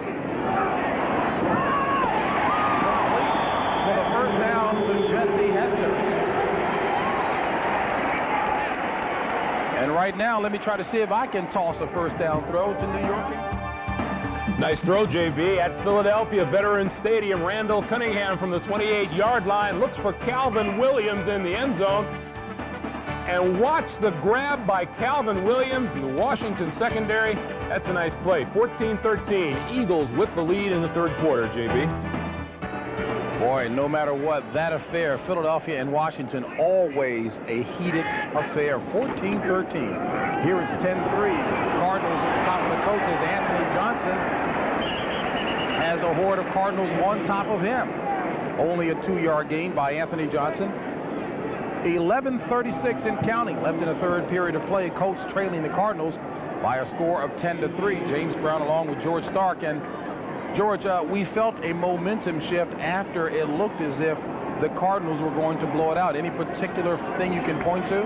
Sometimes when a team comes out and dominates the first quarter with a drive like the Cardinals had, you think it's going to be an easy day. And then when it's not an easy day, your emotion gets down and you can't get it back up. And the momentum shifts to the other team, which is what happened in the first quarter. The Cardinals need to keep the Colts pinned to their goal line in hopes to get the ball back and run the ball. The Colts, on the other hand, with Jeff George, they have to run some just to keep those linebackers close, but they haven't been successful running the ball today. That last pass intended for Jesse Hester, who had it on his fingertips. Dexter Davis was providing the coverage. That's Jesse Hester outside. He almost gets there. His hands are on it. He should make that catch. That's what being a pro is all about. 3rd and 8. Colts are 0 for 4 third down conversions. And George going for Langhorne, incomplete. Threw it to a man who was in trouble, and guess who was wide open? Bill Brooks was wide open. Michael Zordich was right there to apply the hit. That time, George locking on to a predetermined receiver. Bill Brooks was open on the right. Jeff George was under a little bit of pressure, had to drift to his left. He steps up, delivers the ball downfield. Now, Bill Brooks, number 80, at the bottom of your screen, is open. He doesn't see him, throws it down the middle. Michael Zordich, who's the free safety, whose job it is to come up and break up those passes, floating down the middle, does so. Incompletion. Sometimes a young quarterback just can't see the whole field. That time he missed Bill Brooks. Ron Starke. Blunt from the 31. And Blunt to the 41. For a 10-yard return of a 53-yard punt. 4.7 hang time. Nice job.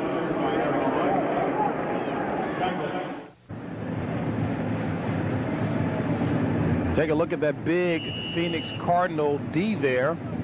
And there are 3 guys who've been knocked out of this game already. Dave Durson, David Braxton, and Robert Massey. They were already thin at the linebacker position. They haven't lost any of those big defensive linemen, though. 10 from the 42 for the Cardinals. Chandler rolling right, throws it. Was it caught in bounds? It was for the first down. Ernie Jones hauling it in. You know, Ernie Jones actually was ready about a couple of ball games ago if he had to be pressed into duty, but was hoping, as has been the case, to be worked in slowly because of that shoulder separation.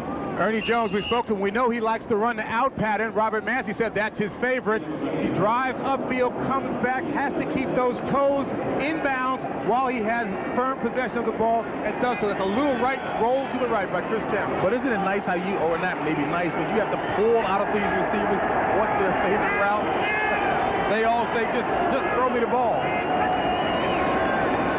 Johnny Johnson. And Johnson ahead for about 3 yards. Tony Siragusa with the stop. And boy, talk about 2 major players for the Colts out. Steve Entman to the near side, and Quentin Coriat, the outstanding linebacker, on the far side. And they were playing exceedingly well when they got injured and had to go out. In addition to their good play, the fact that the Colts signed them was a signal to the rest of the Colt team that Colt ownership and management was committed to winning and excellence. And a lot of that is part of the reason why they played so well and scrapped so well all year. They know that management wants a winning team and will commit the Bucks to it. 2nd and 7. Good draw to Johnson. Johnson ahead for a couple. Sam Clancy on the tackle. Sam Clancy really is a very nice story. He's done a job nicely throughout the day. Here's a guy who played basketball at Duquesne, make that Pittsburgh. At Pittsburgh, I'm thinking Duquesne because that's where I first met him some years ago. And the way he got to football is kind of interesting. Well, my understanding about how he got to football, we know he didn't play football after high school. And I think it was a phone call. How does that work, JB? Jackie Sherrill. Jackie Sherrill called. Was he with Seattle? Out to Seattle. Jackie Sherrill got him a tryout, and that's when he got into the league and made his way. He's been there 9 years.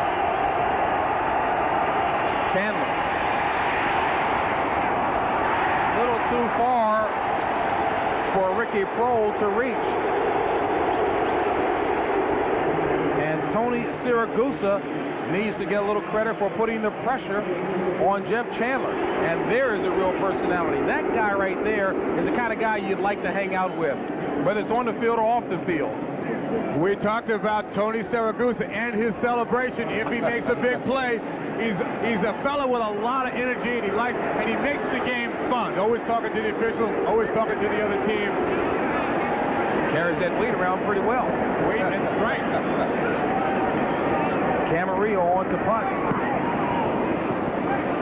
He hangs up a beauty. And fair caught at the 13 by Mike Pryor.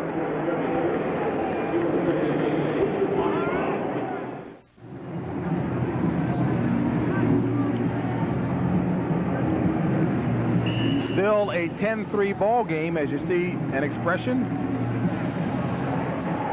for that man there, Tony Siragusa. Expression of kindness and appreciation for all that he's done. 1st and 10 for the Colts. Back at their own 14. 8:32 left in a third. Johnson. And Johnson still on his feet. A gain of only 2 on the play. Here at the Hoosier Dome today, only 46,000 on hand. And folks, that ranks as the lowest yearly attendance in Indianapolis. So although Ted Marchibroda very pleased with what this team has done, they have not been able to attract the fans this year. But when Entman and Coriat return, and if in fact they can find a running game for next season, that certainly does speak very optimistically for the seasons to come. 5 defensive backs in for the Cardinals. George on 2nd down, drills it complete for the 1st down. And a nice job of holding on to the ball by Jesse Hester. Michael George leading away. Go ahead. Jesse Hester takes that in route.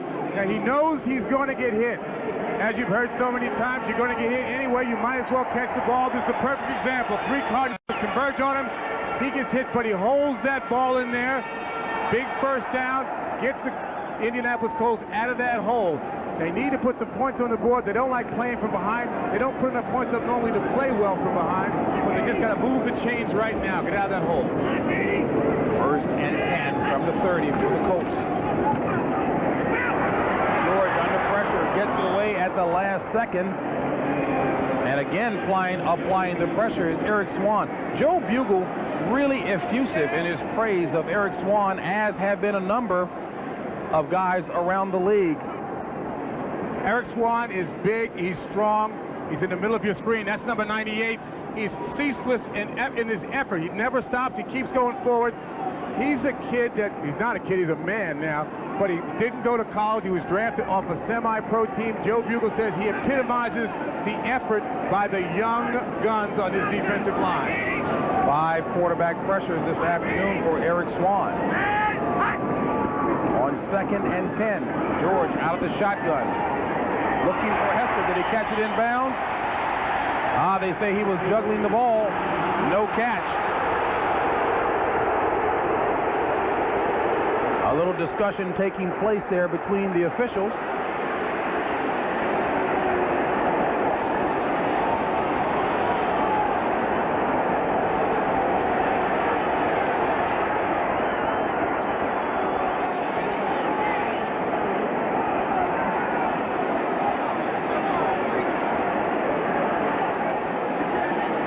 They're trying to determine if he had possession before he stepped out of bounds.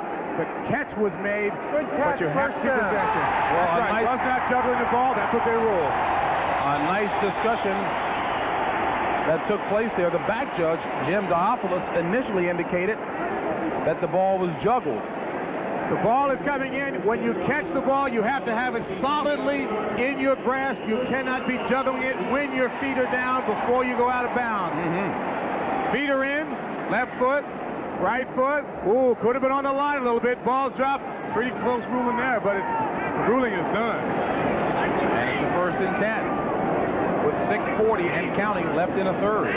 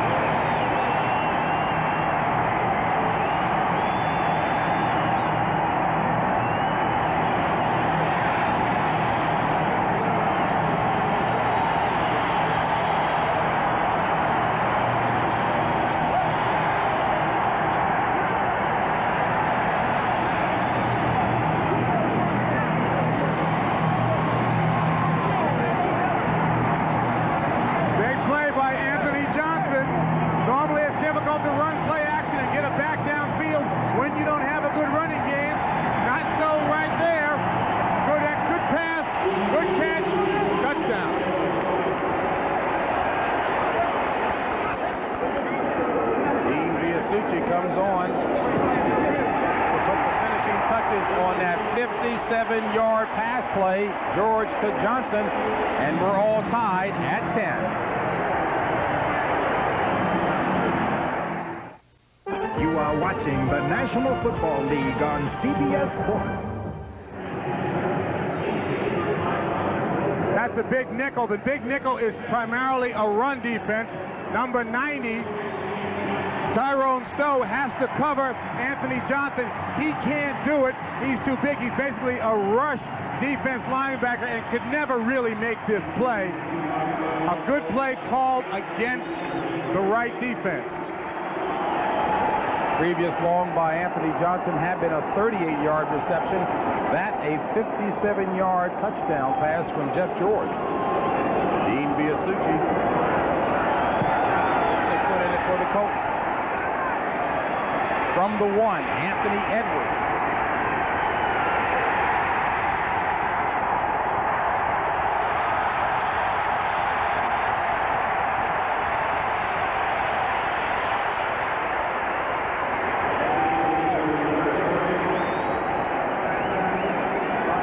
Johnson is feeling pretty good. Taking a look at that play again, this is Anthony Johnson. This is Tyrone Stowe, the man whose job is to cover him. He's going to come down here and run this seam. Tyrone Stowe is just not fast enough to keep up with it back. He also gets picked off, but even if he had not got picked off, it's the proper play called against the proper defense. Touchdown. First and 10.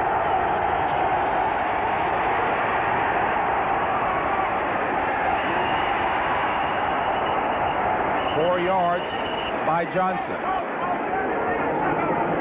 Will bring up a 2nd and 6.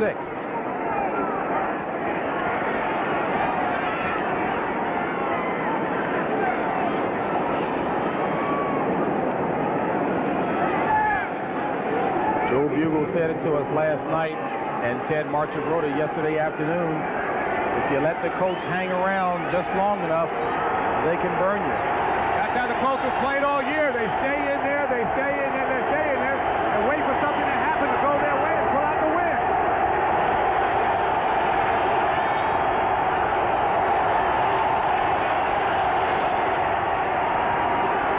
First down, Jones.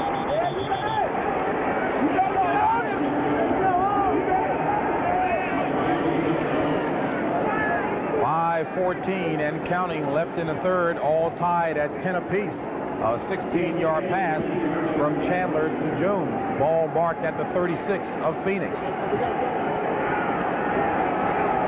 Whichever team wins that ball game there between Washington and Philadelphia in the playoffs. First and 10.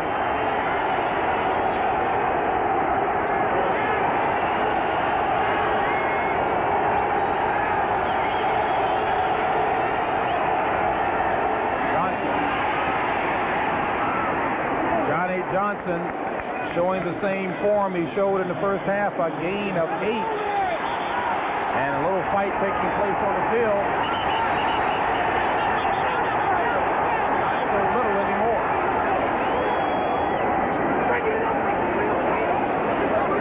Ernie Jones and Eugene Daniels, the two going at it.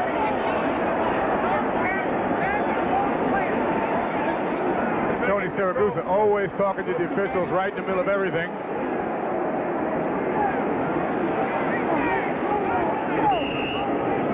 And McElwee decides not to assess any infractions. 2nd and 2. That last play was a counter gap to the left. That's Danny Villa pulling in the hole, and it's Johnny Johnson right behind him. Danny Villa clears out. Johnny Johnson picks up 8. Johnson, first down, and a bunch. Down to about the 45 of Indianapolis, stopped by Jason Belcher. 11 yards on that play by Johnny Johnson. He's got 130 on the afternoon. One of the raps, positively or negatively, against Joe Bugle is that if he finds a play that works, he'll run it over and over again. This is the same play, counter gap to the right, with Luis Sharp pulling through the hole and Johnny Johnson follow behind. Same play you saw last time. They got 8 before, they got 11 that time. If the Colts don't stop this play, they're going to see it a lot. I'd say that's a good rap to have. First and 10. Chandler pumping, looking for Kroll. Intercepted. Mike Dwyer with his 4th interception of the season.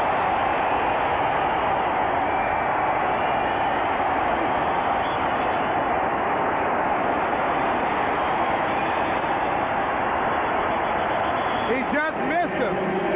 Ricky Kroll was wide open. Chris Chandler pump fakes. He had plenty of time to throw the ball down the field. When you can run the ball, you can pass the ball. That's a play-action pass. He pumps. Ricky Kroll is open. He overthrows him. The interception. Bad pass.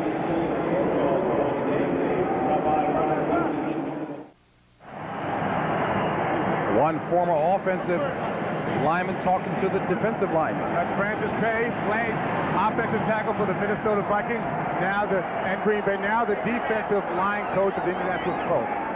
And there's Chris Chandler knowing that was certainly not the pass to throw. As the Colts have it, and Anthony Johnson continuing to play well as he runs with that good second and third effort for the first down.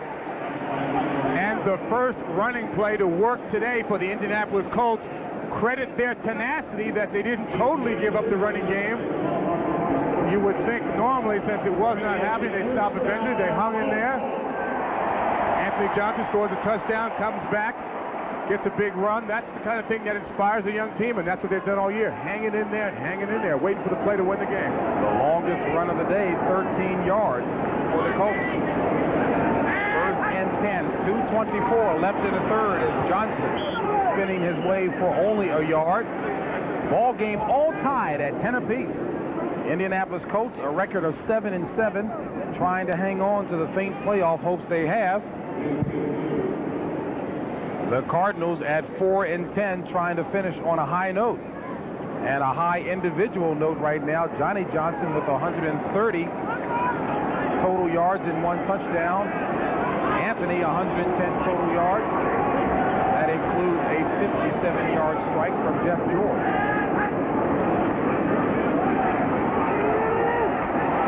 Incomplete. And Hester had 3 Cardinals there. As Dexter Davis is slow getting up off of the turf, he was involved in that hit of Jesse Hester.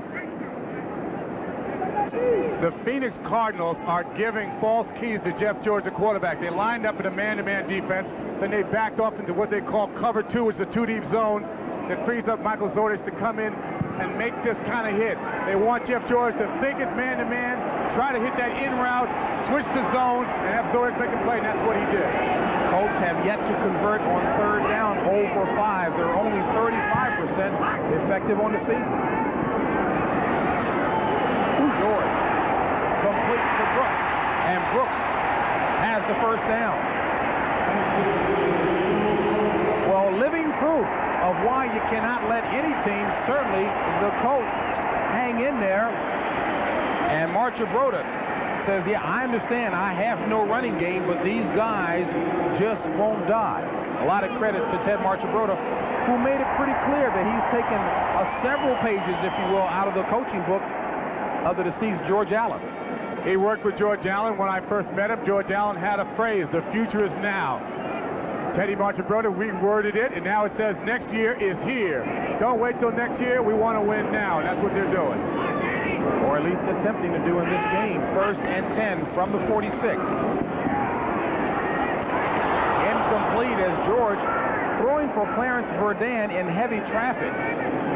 And that is a part of the education process that Jeff George is going through, locking onto one receiver, throwing to a guy who's heavily covered as opposed to taking the time to look elsewhere.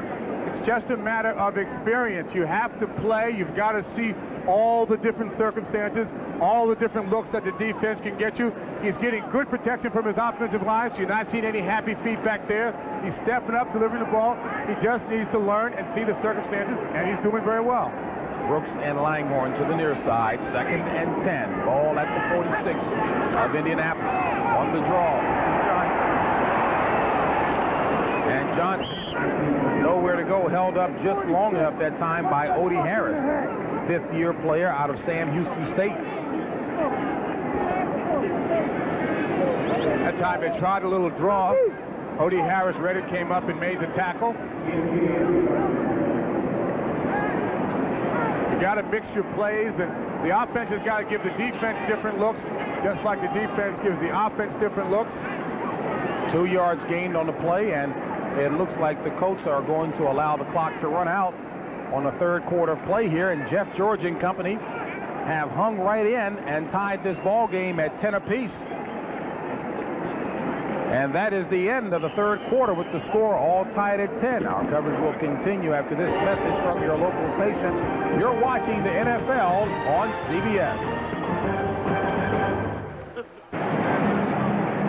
Start of the last stanza here in Indianapolis. Colts and Cardinals all tied at 10 apiece, and Fritz Shurmur seeing his defense really being put to the test here as the Colts just hang around and hang around.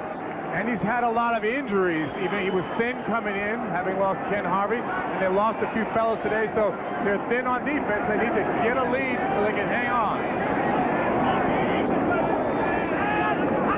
On 3rd and 8, George back to pass and drills it complete to Langhorne for the first down. Reggie Langhorne, whom Ted Marchibroda said is the other surprise player on the offense, along with Kerry Cash. That's Reggie Langhorne, who's the offensive leader. That's Reggie Langhorne in the middle of your screen, top middle, in the slot. He says that he is stronger and he will push off with his arms anyone that tries to man-to-man cover him. That was Lorenzo Lynch, number 21.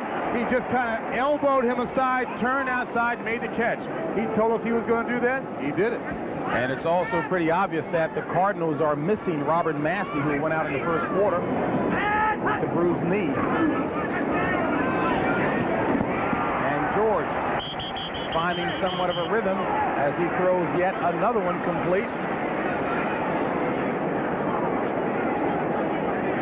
And that one was complete to Kerry Cash. And you see Cleveland still holding on to a 14-3 lead over Houston in the last quarter play there. To take again a look at the AFC playoff picture. Very important for Indianapolis to win its last two. If, in fact, Indy ends in a tie at the end of the season for a wild card playoff spot with Cleveland, Indianapolis goes in by way of head-to-head. An advantage there. 13:32 and counting left in the last quarter play, all tied at 10. This is Anthony Johnson. Fumble! And recovered by the Colts. Bill Brooks alertly falling on top of it.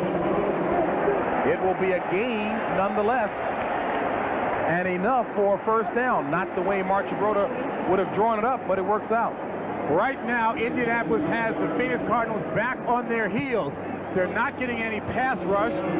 Therefore, the run game is starting to open up. That's Anthony Johnson. He loses the ball. Bill Brooks, number 80, falls on the ball.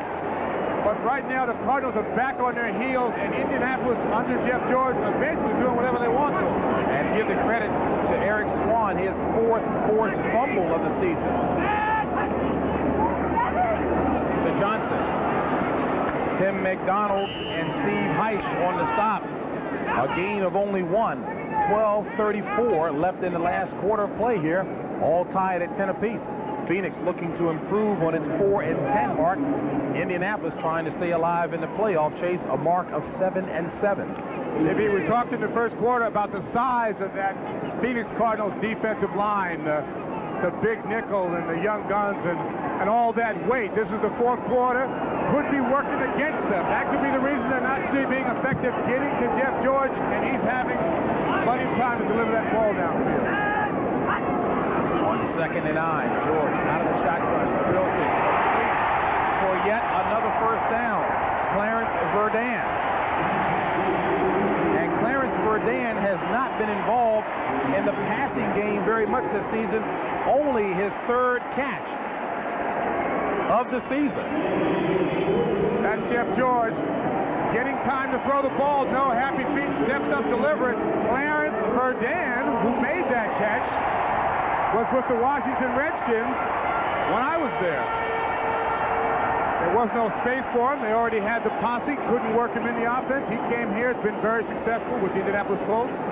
Well, a lot of space being created in the secondary right now that George is picking apart. again, I make the point, the Cardinals missing Robert Massey. First and 10 from the 13. Johnson inside the 10. A gain of 5 will bring up a 2nd and 5. Stopped by Michael Zordich. Now, you know, interestingly, Ted Marchibroda said in describing Anthony Johnson, and I don't get the impression that Marchibroda is the kind of guy that will throw smoke at you. He said he really is a very versatile back, the right kind of back for this offense, but yet the offensive running game is just woeful.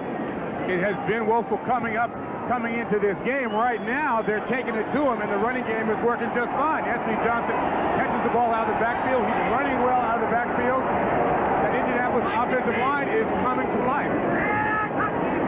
2nd and 5. Johnson trying to pick his way, and Michael Zordich and others have driven him back for a loss of 2. Coming up, the 14th play of this drive, and they've worked off over 7 minutes on the clock. That's Eric Swan, who's had a big day today. A lot of hits on the quarterback, and he's been involved in a lot of defensive plays and tackles. But right now, the Indianapolis Colts offensive line has been very effective. 9:50 and counting left in the 4th quarter of play, all tied at 10 apiece. 3rd and 7 for the Colts from the 11 of Phoenix.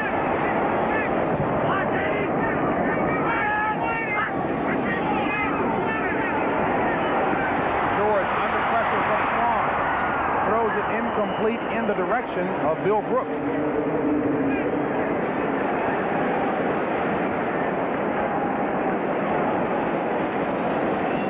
We've said it over and over. Eric Swan has been the guy on that Cardinals defensive line that's put the most pressure on Jeff George. Once again, he's coming in. Jeff George, to his credit, rolls out. He has nothing, throws the ball away. He's down in scoring territory, doesn't want to risk an interception, doesn't want to take a sack.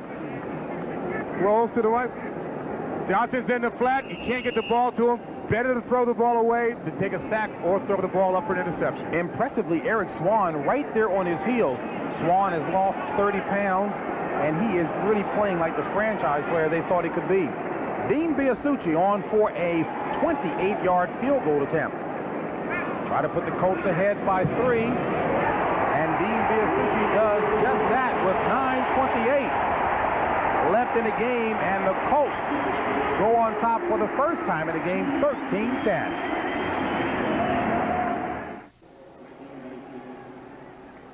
This game summary is sponsored by Miller Lite. It looked like a Phoenix blowout. The first 2 possessions the Cardinals scored. It's been the battle of Johnsons. Johnny Johnson for Phoenix, 130 rushing yards. Anthony Johnson of Indianapolis with 85 receiving yards. A lot of help from Jeff George, who really has gotten kind of warm, to say the least. 22 of 37, 298 yards. And we've got a 13-10 ball game. Colts on top with 9:28 left in the ball game. The Cardinals are going to get the ball on this kickoff, and what they need to do is have a long drive and a score.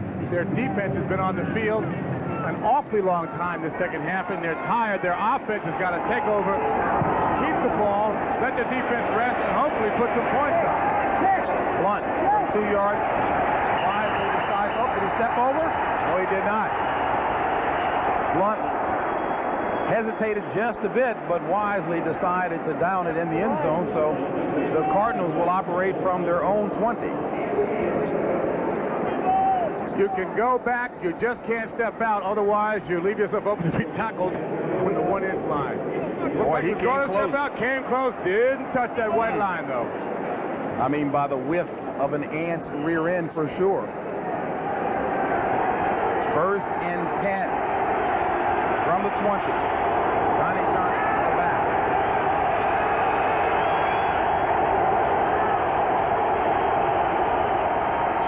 Chandler to pass, getting pressure from the backside, throws it complete to Randall Hill.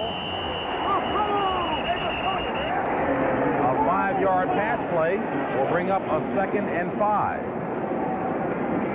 And the Cardinals are without Robert Massey, you see there with crutches. That's Braxton. That's Braxton there. Yep. There's Massey. Massey's, dapperly dressed, but boy, they need him in uniform on the field.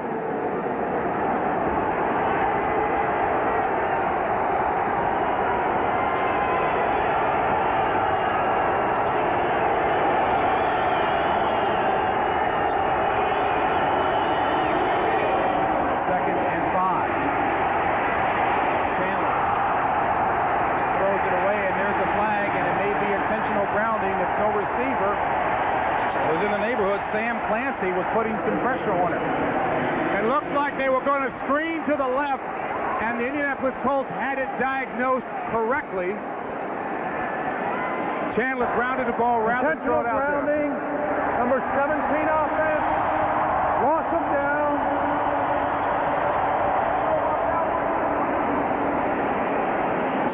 Chris Chandler wanted to screen to the left. That's Johnny Johnson kind of sneaking out there.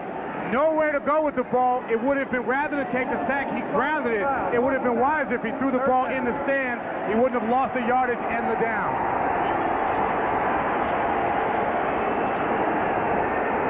8:31 left to play here at the Hoosier Dome. Indianapolis on top 13-10. And boy, what a play by Chandler. Makes it 3rd and 15. From the 15.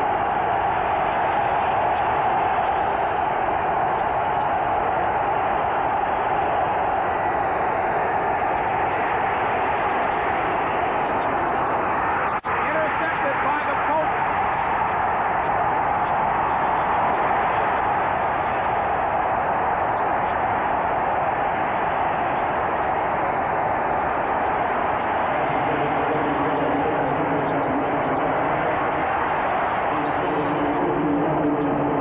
Mike Pryor with his 2nd interception of the afternoon, 5 on the season. The Colts were in a man-to-man defense. Chandler rolls to his right, gets a little pressure, steps underneath. He now has plenty of time. He delivers the ball. Ricky Kroll is open. He just drops it. The pass is a little bit high, but he should have had it. He jumped too soon so that he was coming down when the ball got there, and it slipped through his hands, and it's an interception by number 39, Mike Pryor. He just jumped too soon so that when he was at the crown of his jump, the ball hadn't got there yet, and he was on his way down when the ball got there. He couldn't hold on to it. Interception. Mike Pryor, a 3-time Division I AA All-America at safety, and Chandler and Bugle biting their lips now. 8:21 left in the game. Anthony Johnson inside the 35, a gain of 3, stopped by Eric Swan. And Anthony Johnson still down on the turf. And that big nickel defense will certainly do that to a guy weighing only 220 pounds.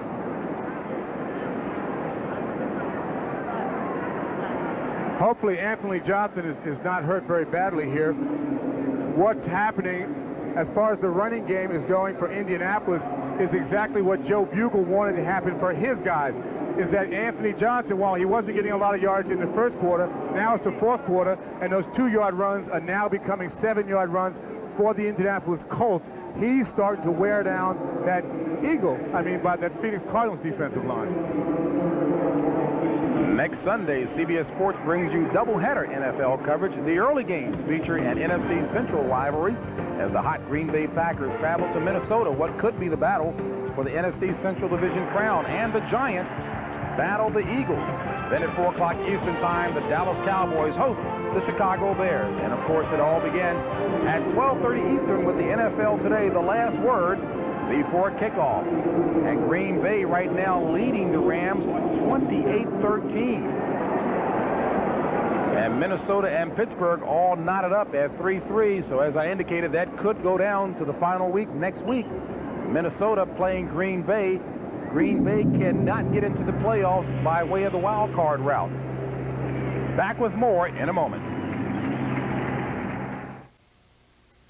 CBS Sports coverage of the National Football League is sponsored by the Heartbeat of America, Chevrolet, and your local Chevy dealer.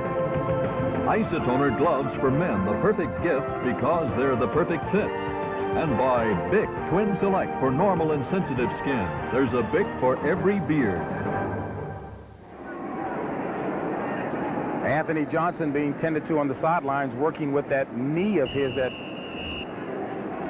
was smashed in that pileup, and Anthony Johnson carrying to the sidelines with him 126 total yards, 41 on the ground, 85 receiving yards. And Rodney Culver, the rookie out of Notre Dame, replaces him, number 35, a short yardage guy. 2nd and 7. 8:07 left in the game. George too low up intended for Reggie Langhorne. Will bring up a 3rd and 7. Yeah, that time Jeff George was backing up so fast and so deep, it looked as though it was going to be a screen over the middle, but in fact it wasn't. It was a pass downfield, incomplete, but it looks like he was setting up a screen by the way he was dropping. Steve Heisch put a little pressure on George that time. 8:02 left in the ball game. 3rd and 7, and the Colts are 1 of 8.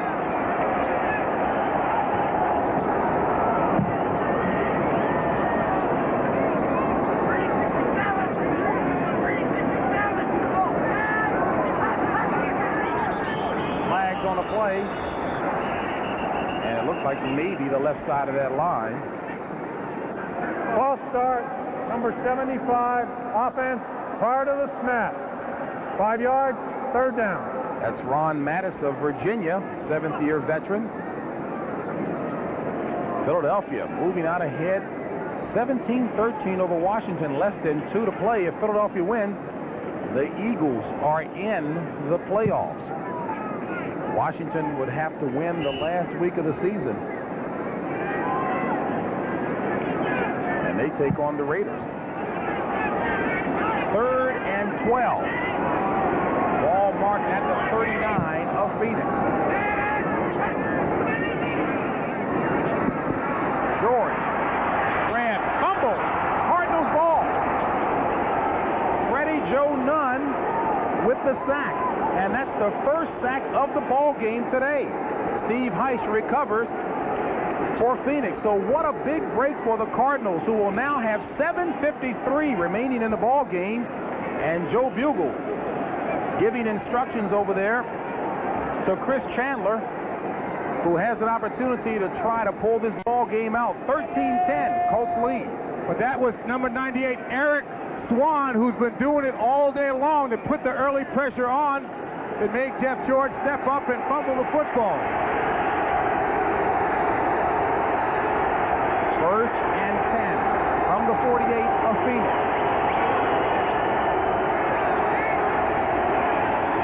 Johnson.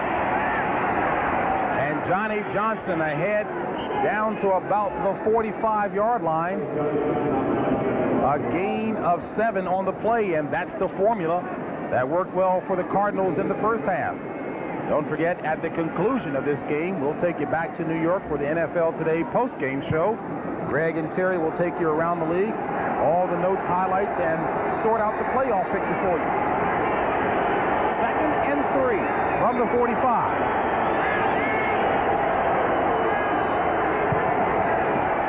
Johnson. And Johnny Johnson, we'll see where they spot it. He's near the 1st down marker. And George, you mentioned earlier, no need to be fancy on the part of Bugle and staff. Keep it on the ground. That's what's been working. When they've had the opportunity, his big offensive line really has opened fine holes for Johnny Johnson. That's Anthony Johnson. His knee getting wrapped. He's out of the game. And this will be a 3rd and short situation for the Cardinals upcoming.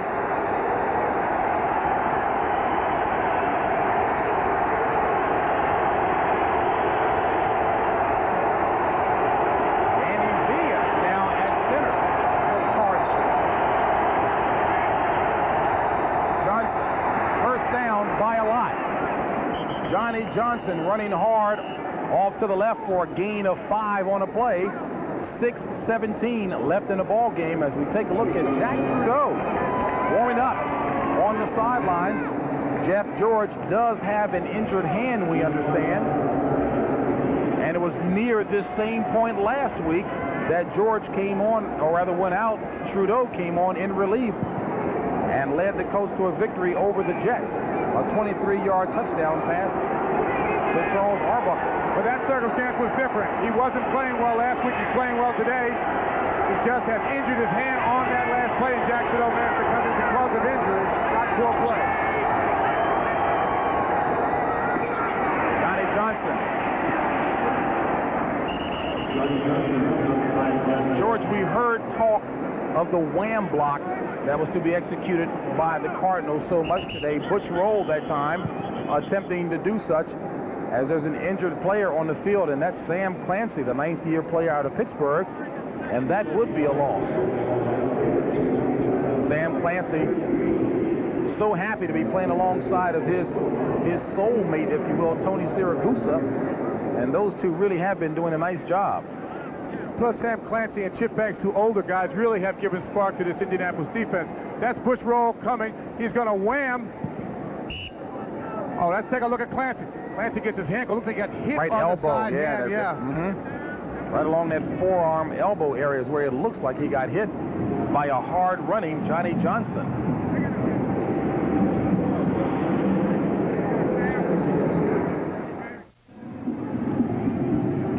Jack Trudeau warming up on the sidelines with 5:25 left in the ball game.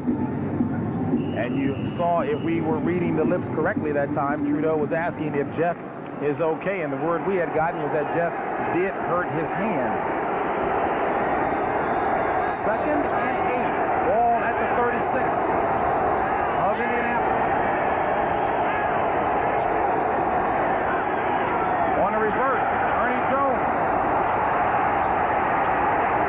Not much doing. Ernie Jones had carried the ball only once before and lost 4 yards on it, and that didn't yield very much either. As a matter of fact, only a yard gain. To get a reverse to work, you need depth on that reverse guy. He's just a little shallow. Chris Chandler's trying to get there to get the block on Dwayne Bickett, but he can't quite get there. Runs over his own man, Louis Sharp. 3rd and 7. Big play for the Cardinals. Flag on the play. Complete to Prohl, who's about a yard shy of the first down marker. We'll see what the call is.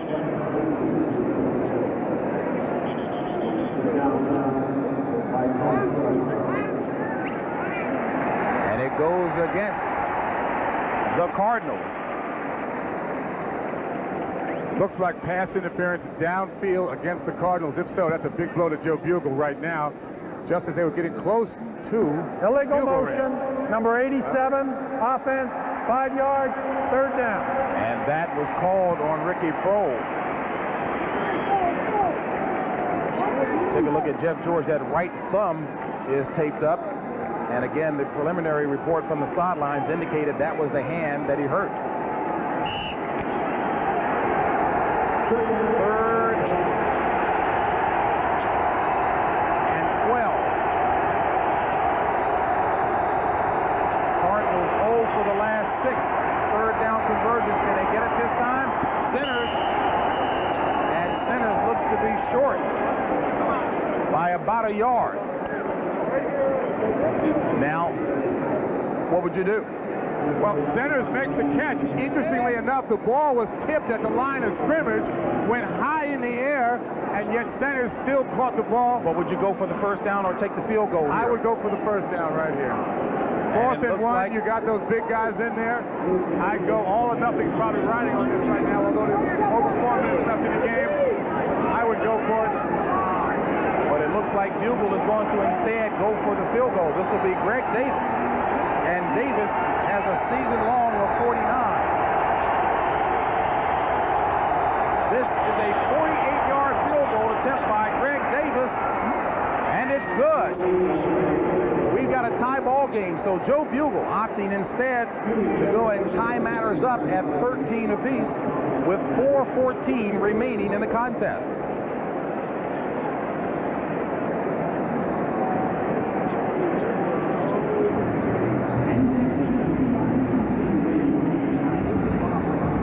Rosenbaugh congratulating Greg Davis on that successful boot.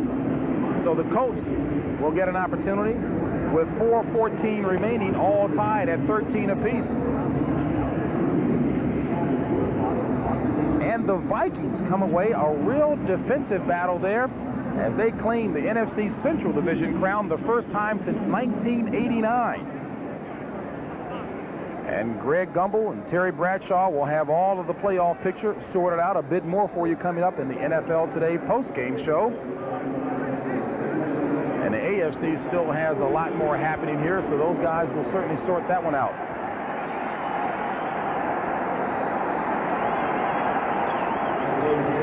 46,000 on hand have been treated to at least a very competitive contest, if not a very pretty one. Clarence Verdun, Mac Francie, along with Ken Clark awaiting this Greg Davis movement. And it's Verdun who decides to bring it out this time. Has a lane, and he stepped out of bounds back at the 25. Clarence Verdun with an excellent return, fired up the crowd, but he stepped out of bounds back at the 25.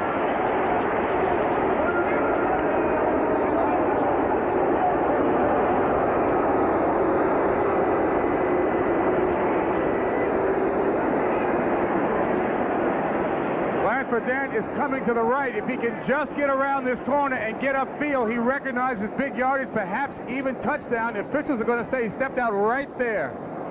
That's his left foot that just touched the white area of your field. Looks pretty close. Hard for the official to see everything on the field. They call him out here. I don't know. Yeah, baby, right there. Oh, good call. Right there on top of it. Official right on top of it, all over it. He did step out.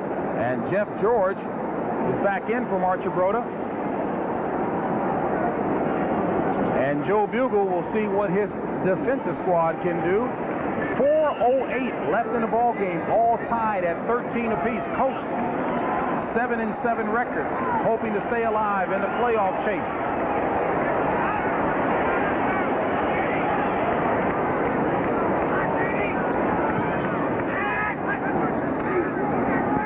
Play action. Complete for the first down to Reggie Langhorne. And Langhorne across the 45 to the 46. A 21-yard pass play. Langhorne, who is not known as a very fast receiver, but a strong and crafty one. Well, the Indianapolis Colts don't have a lot of speed at wide receiver, but they do have some veteran ball players who've been there and seen it all. Reggie Langhorne is one of them. He runs well out of the slot. Very difficult to press man on man because he's physically strong and will knock you out of the way and catch that ball in the seam just like he did. First and 10 from the 46. 3:26 and counting left in the ball game. George back to pass. Throws it complete to Langhorne again. This time met solidly by Tim McDonald. A gain of 4 on the play. Philadelphia has won the contest in the battle with the Redskins 17-13. Eagles are in the playoffs. Reggie Langhorne is lining up in the slot position. He did it again that last play. Faked upfield, came across underneath the deep zone of the Cardinals, picked up 5 yards. Both teams with 3 timeouts remaining. 2nd and 6 for the Colts.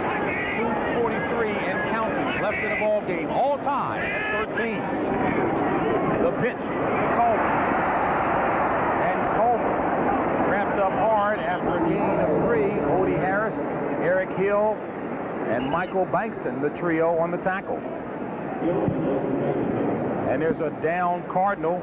It looks to be Keith Rucker, is it? No, it's Mike Jones. Gary Lynn's eyes all over it. Mike Jones, second-year player out of North Carolina State.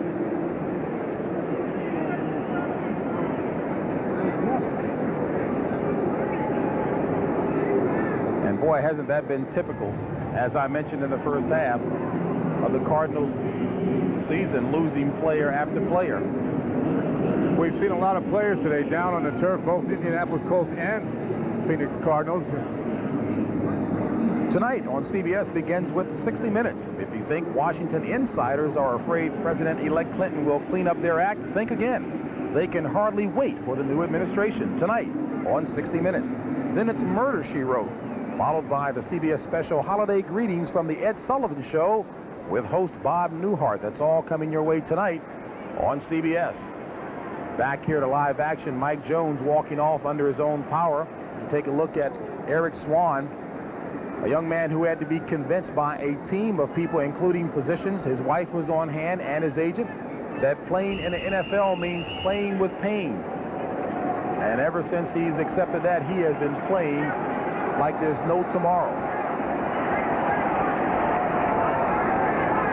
3rd and 3 from the 47 of Phoenix. 2:12 left in the ball game. George throws it complete to Langhorne, and Langhorne has the first down. Reggie Langhorne has really come up big. And we're at the 2-minute mark, all tied at 13. That's Teddy Marchibroda. What he's thinking right now is if the Cardinals are going to let me chip away with these 5-yard underneath patterns to Reggie Langhorne, I'll take them. What Joe Bugle is thinking is, I'll give you these 5-yard patterns, but you probably will run out of time before you can get close enough to kick a field goal. I think Bugle is wrong. The Cardinals need to blitz or something, put some pressure on the Colts, because they'll continue to take Reggie Langhorne in the slot underneath the zone and chip away. All they need is another 15 yards before they can go for the field goal.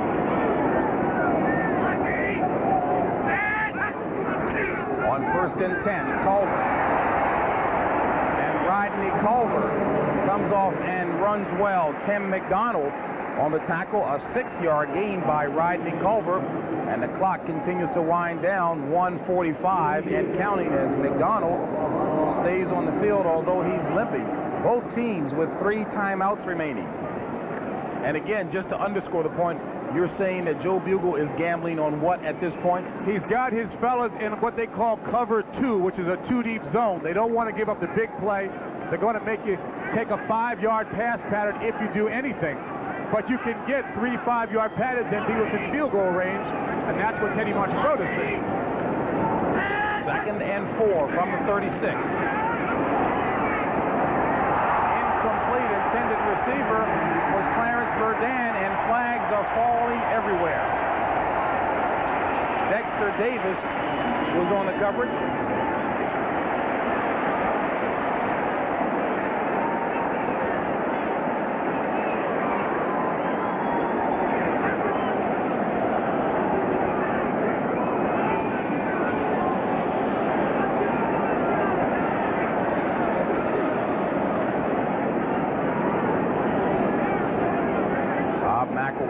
Sorting it out, and in fact it is against the Cardinals. 1:09 remaining in the ball game, and we're all tied at 13 apiece. As we take a look at Anthony Thompson, we'll make that Anthony Johnson being taken off the field for the Colts. All year long, the Indianapolis Colts have had calls go against them. This time, one win for them. Pass interference called. They get the ball downfield, 1st and 10 on the 22-yard line. Ted Marchibroda said all year long, our offense has been making penalties and infractions that have stopped our drive. That time, the call went their way. 1st and 10.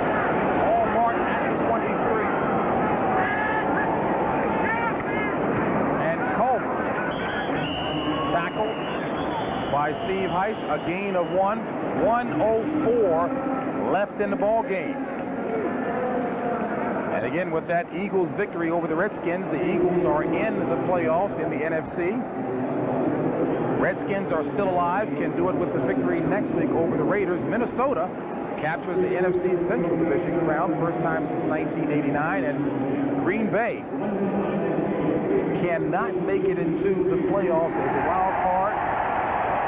Would need Washington to lose next week, and Green Bay would have to win. Phoenix has called a timeout, leaving it with 2. Indianapolis has 3 timeouts remaining. Eric Hill had a couple of fingers on that pass as he was going for the interception, and Ted Marchibroda, boy, what a pleasant guy. I tell you, we visited with him. You mentioned you played for Ted Marchibroda, and he seems like just a pleasant guy. I continue to hear the guys say that he's a real friend, but yet there's an ultimate amount of respect for him. He makes you work. They know that he requires them to work at a level that they need to become professionals and win, yet he's a player's coach. You can go in and sit down and talk with him. No distance between himself and the players. 2nd and 9, the distance here. All marked at the 22. Culver wrapped up and dropped by Tim McDonald as Michael Zordich quickly calls timeout for Phoenix, leaving the Cardinals with 1 timeout, 58 seconds remaining. You know, JB, it's an interesting circumstance that I have played with both of these coaches, Joe Bugel and Ted Marchibroda, and they're both players' coaches in that the players feel very comfortable coming in and sitting down in the coach's office and talking with them. Different styles, of course. Joe Bugel is much more intense, whereas Teddy is more laid back, but they both are players' coaches, and their players like them and respect them and work very hard for both of them. Joe Bugel continuing to talk and instruct, as well as Ted Marchibroda working with Jeff George, as we mentioned, who last week was quite upset that he was taken out. In the NFC, Minnesota is in with its victory today. Washington needs a win to get in as a result of losing to Philadelphia today. Philadelphia into the playoffs as well. Green Bay still needs help. So if Washington were to lose next week, that would be the help necessary.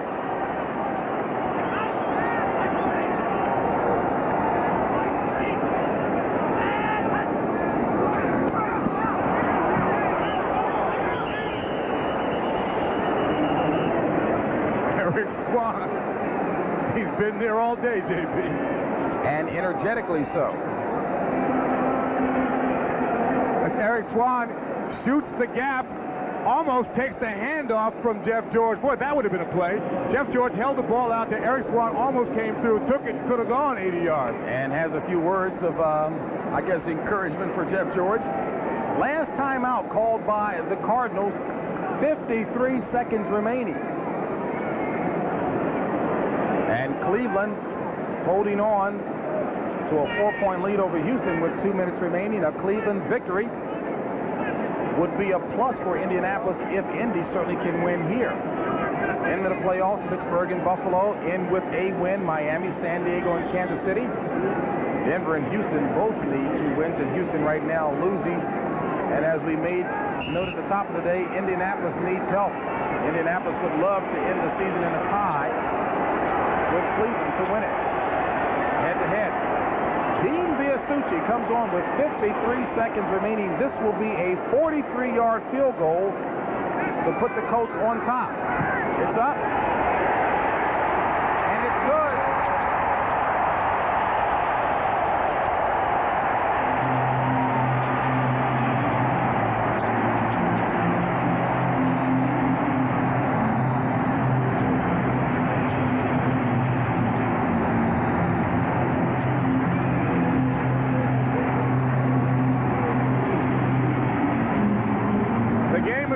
There are 49 seconds left.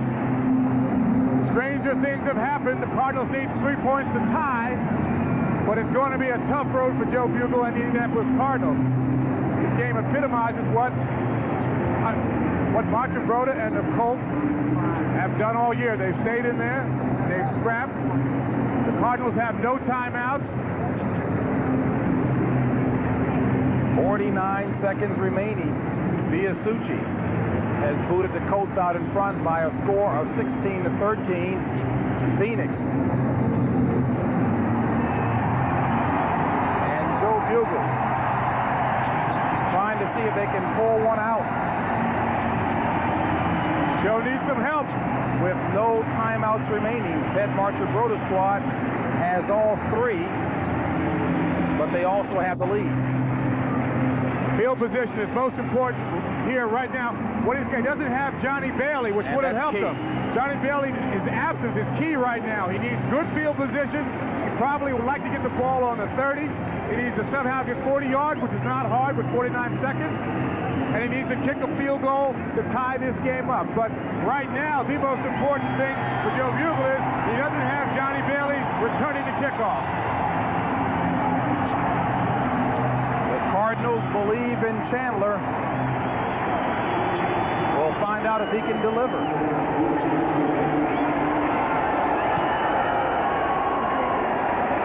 And it'll be Blunt from the 6. Drop at about the 17. Give the credit to number 29, Jason Belser. 45 seconds remaining, and Chris Chandler And the Cardinals come on to see if they can pull out a miracle win. No timeouts remaining for the Cardinals. This is when offensive linemen make their salary. Everybody in this arena knows it's past. There's no timeouts. There's 45 seconds left, but you're down by 3. Everybody's coming. You got to keep them out. Give your quarterback time. Makeshift offensive line. Danny Villa at center. Joe Wolf is at right tackle. Going up top to Randall Thrill Hill. No flag on the play. Randall Thrill Hill, the quickest of the Cardinal receivers, covered by Jason Belsha. 38 seconds remaining. And the postgame show will be coming your way. Greg and Terry at the conclusion of this contest. Randall Thrill Hill has single coverage by Belser. There's a lot of field, as you see, between the ball hitting the ground and where they threw it. A mistake to go for the whole thing. Chip away, take a 20-yard gain and get out of bounds. Incomplete, intended receiver, Ricky Prohl. It will bring up a third down for the Cardinals.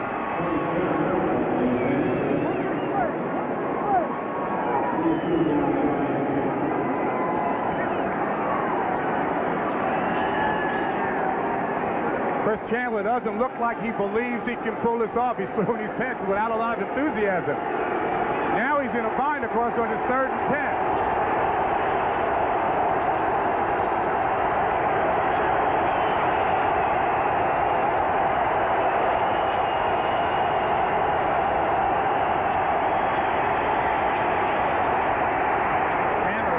Jones. He has it for the first down and out of bounds. Chris Good on the coverage as Ernie Jones with a nice pattern run.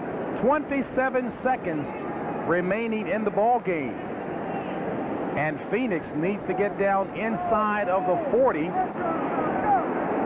for Greg Davis to attempt a field goal to try and tie it up. But as you saw with that score that just flashed across the screen, if Houston wins, it's academic.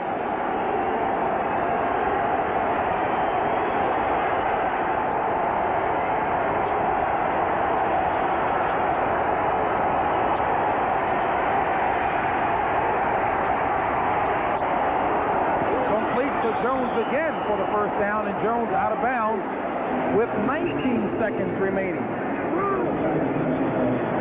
And there's a flag back near Chris Chandler. Personal foul, number 51, roughing the passer, 15 yards from the end of the play, first down. Wow, now that is a biggie. Chip Banks picks up the personal foul with 19 seconds remaining. That's Chris Chandler getting ready to deliver the pass, which he does. Oh, not a good play. That's Chip Banks coming in, hitting him late. Personal foul. Now with 19 seconds and left, that's going to move the ball down. They are inside field goal range. They're going to move the ball down to about the 33-yard line. My goodness. They are now in field goal range. That's what I was saying earlier. 50 seconds is plenty of time. The game is not over. They can put up 7 and win this thing.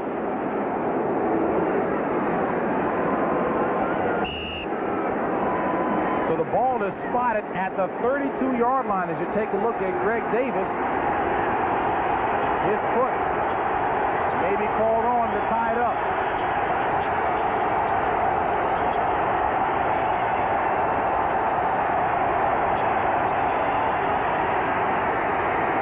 Got it and intercepted.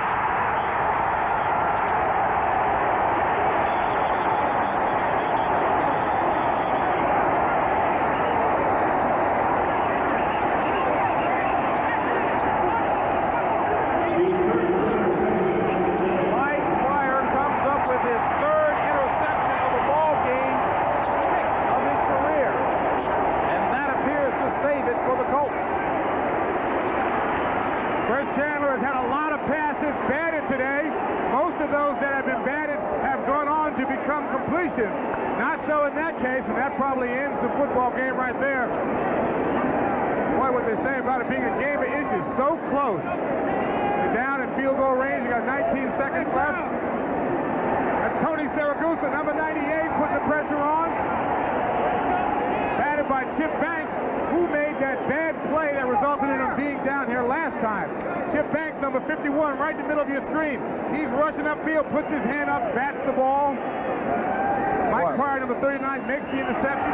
Chip Banks are told for that roughing the pass. And folks, that'll do it as the Colts hung around just long enough to pull out the victory, 16-13, and improve their record to 8-7. So as it stands right now, the Colts still have playoff life in them. And the life drained out of Joe Bugle that time as he thought his squad was marching for at least the tying field goal. Emotional mood swings in the game, JB.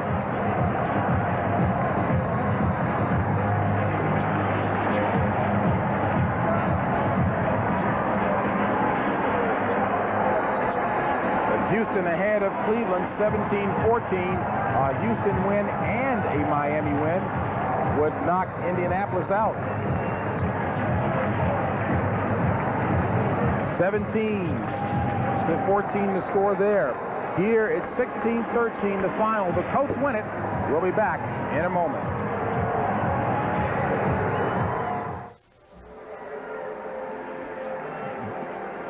Back here at the Hoosier Dome, Indianapolis, Indiana, the Colts have pulled it out 16-13 over the Phoenix Cardinals, and as it stands right now, have kept their playoff hopes alive, moving their record to 8-7. And Jeff George really came back on today after being taken out of the game last week, George Starke, against the Jets, and really put on just one impressive performance today. One of the things in a developing young quarterback is learning how to handle stress and how to handle difficult situations. Today involved the wideouts in the game. I thought the Phoenix Cardinals did a good job of taking the tight ends out. They went to the wideouts. The running game opened up, and they came away with the victory. And also, I guess, giving some truth to what Joe Bugle said, he really didn't know how to prepare for this Indianapolis ball club because each of the series of tapes he looked at, they did something different each week. Well, as I said to Coach Teddy Marchibroda, how do you describe your offense? He said, well, I'm not sure. Not doing any one thing all that well. They're free to do a lot of different things, and they went with the 3 wideouts today. Joe Bugle didn't expect that, and it worked for them.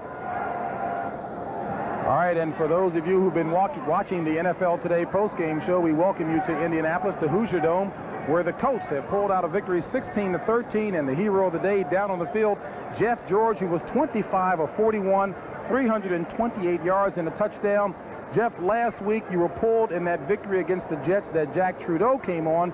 You were mad this past week. What did you think about during the week?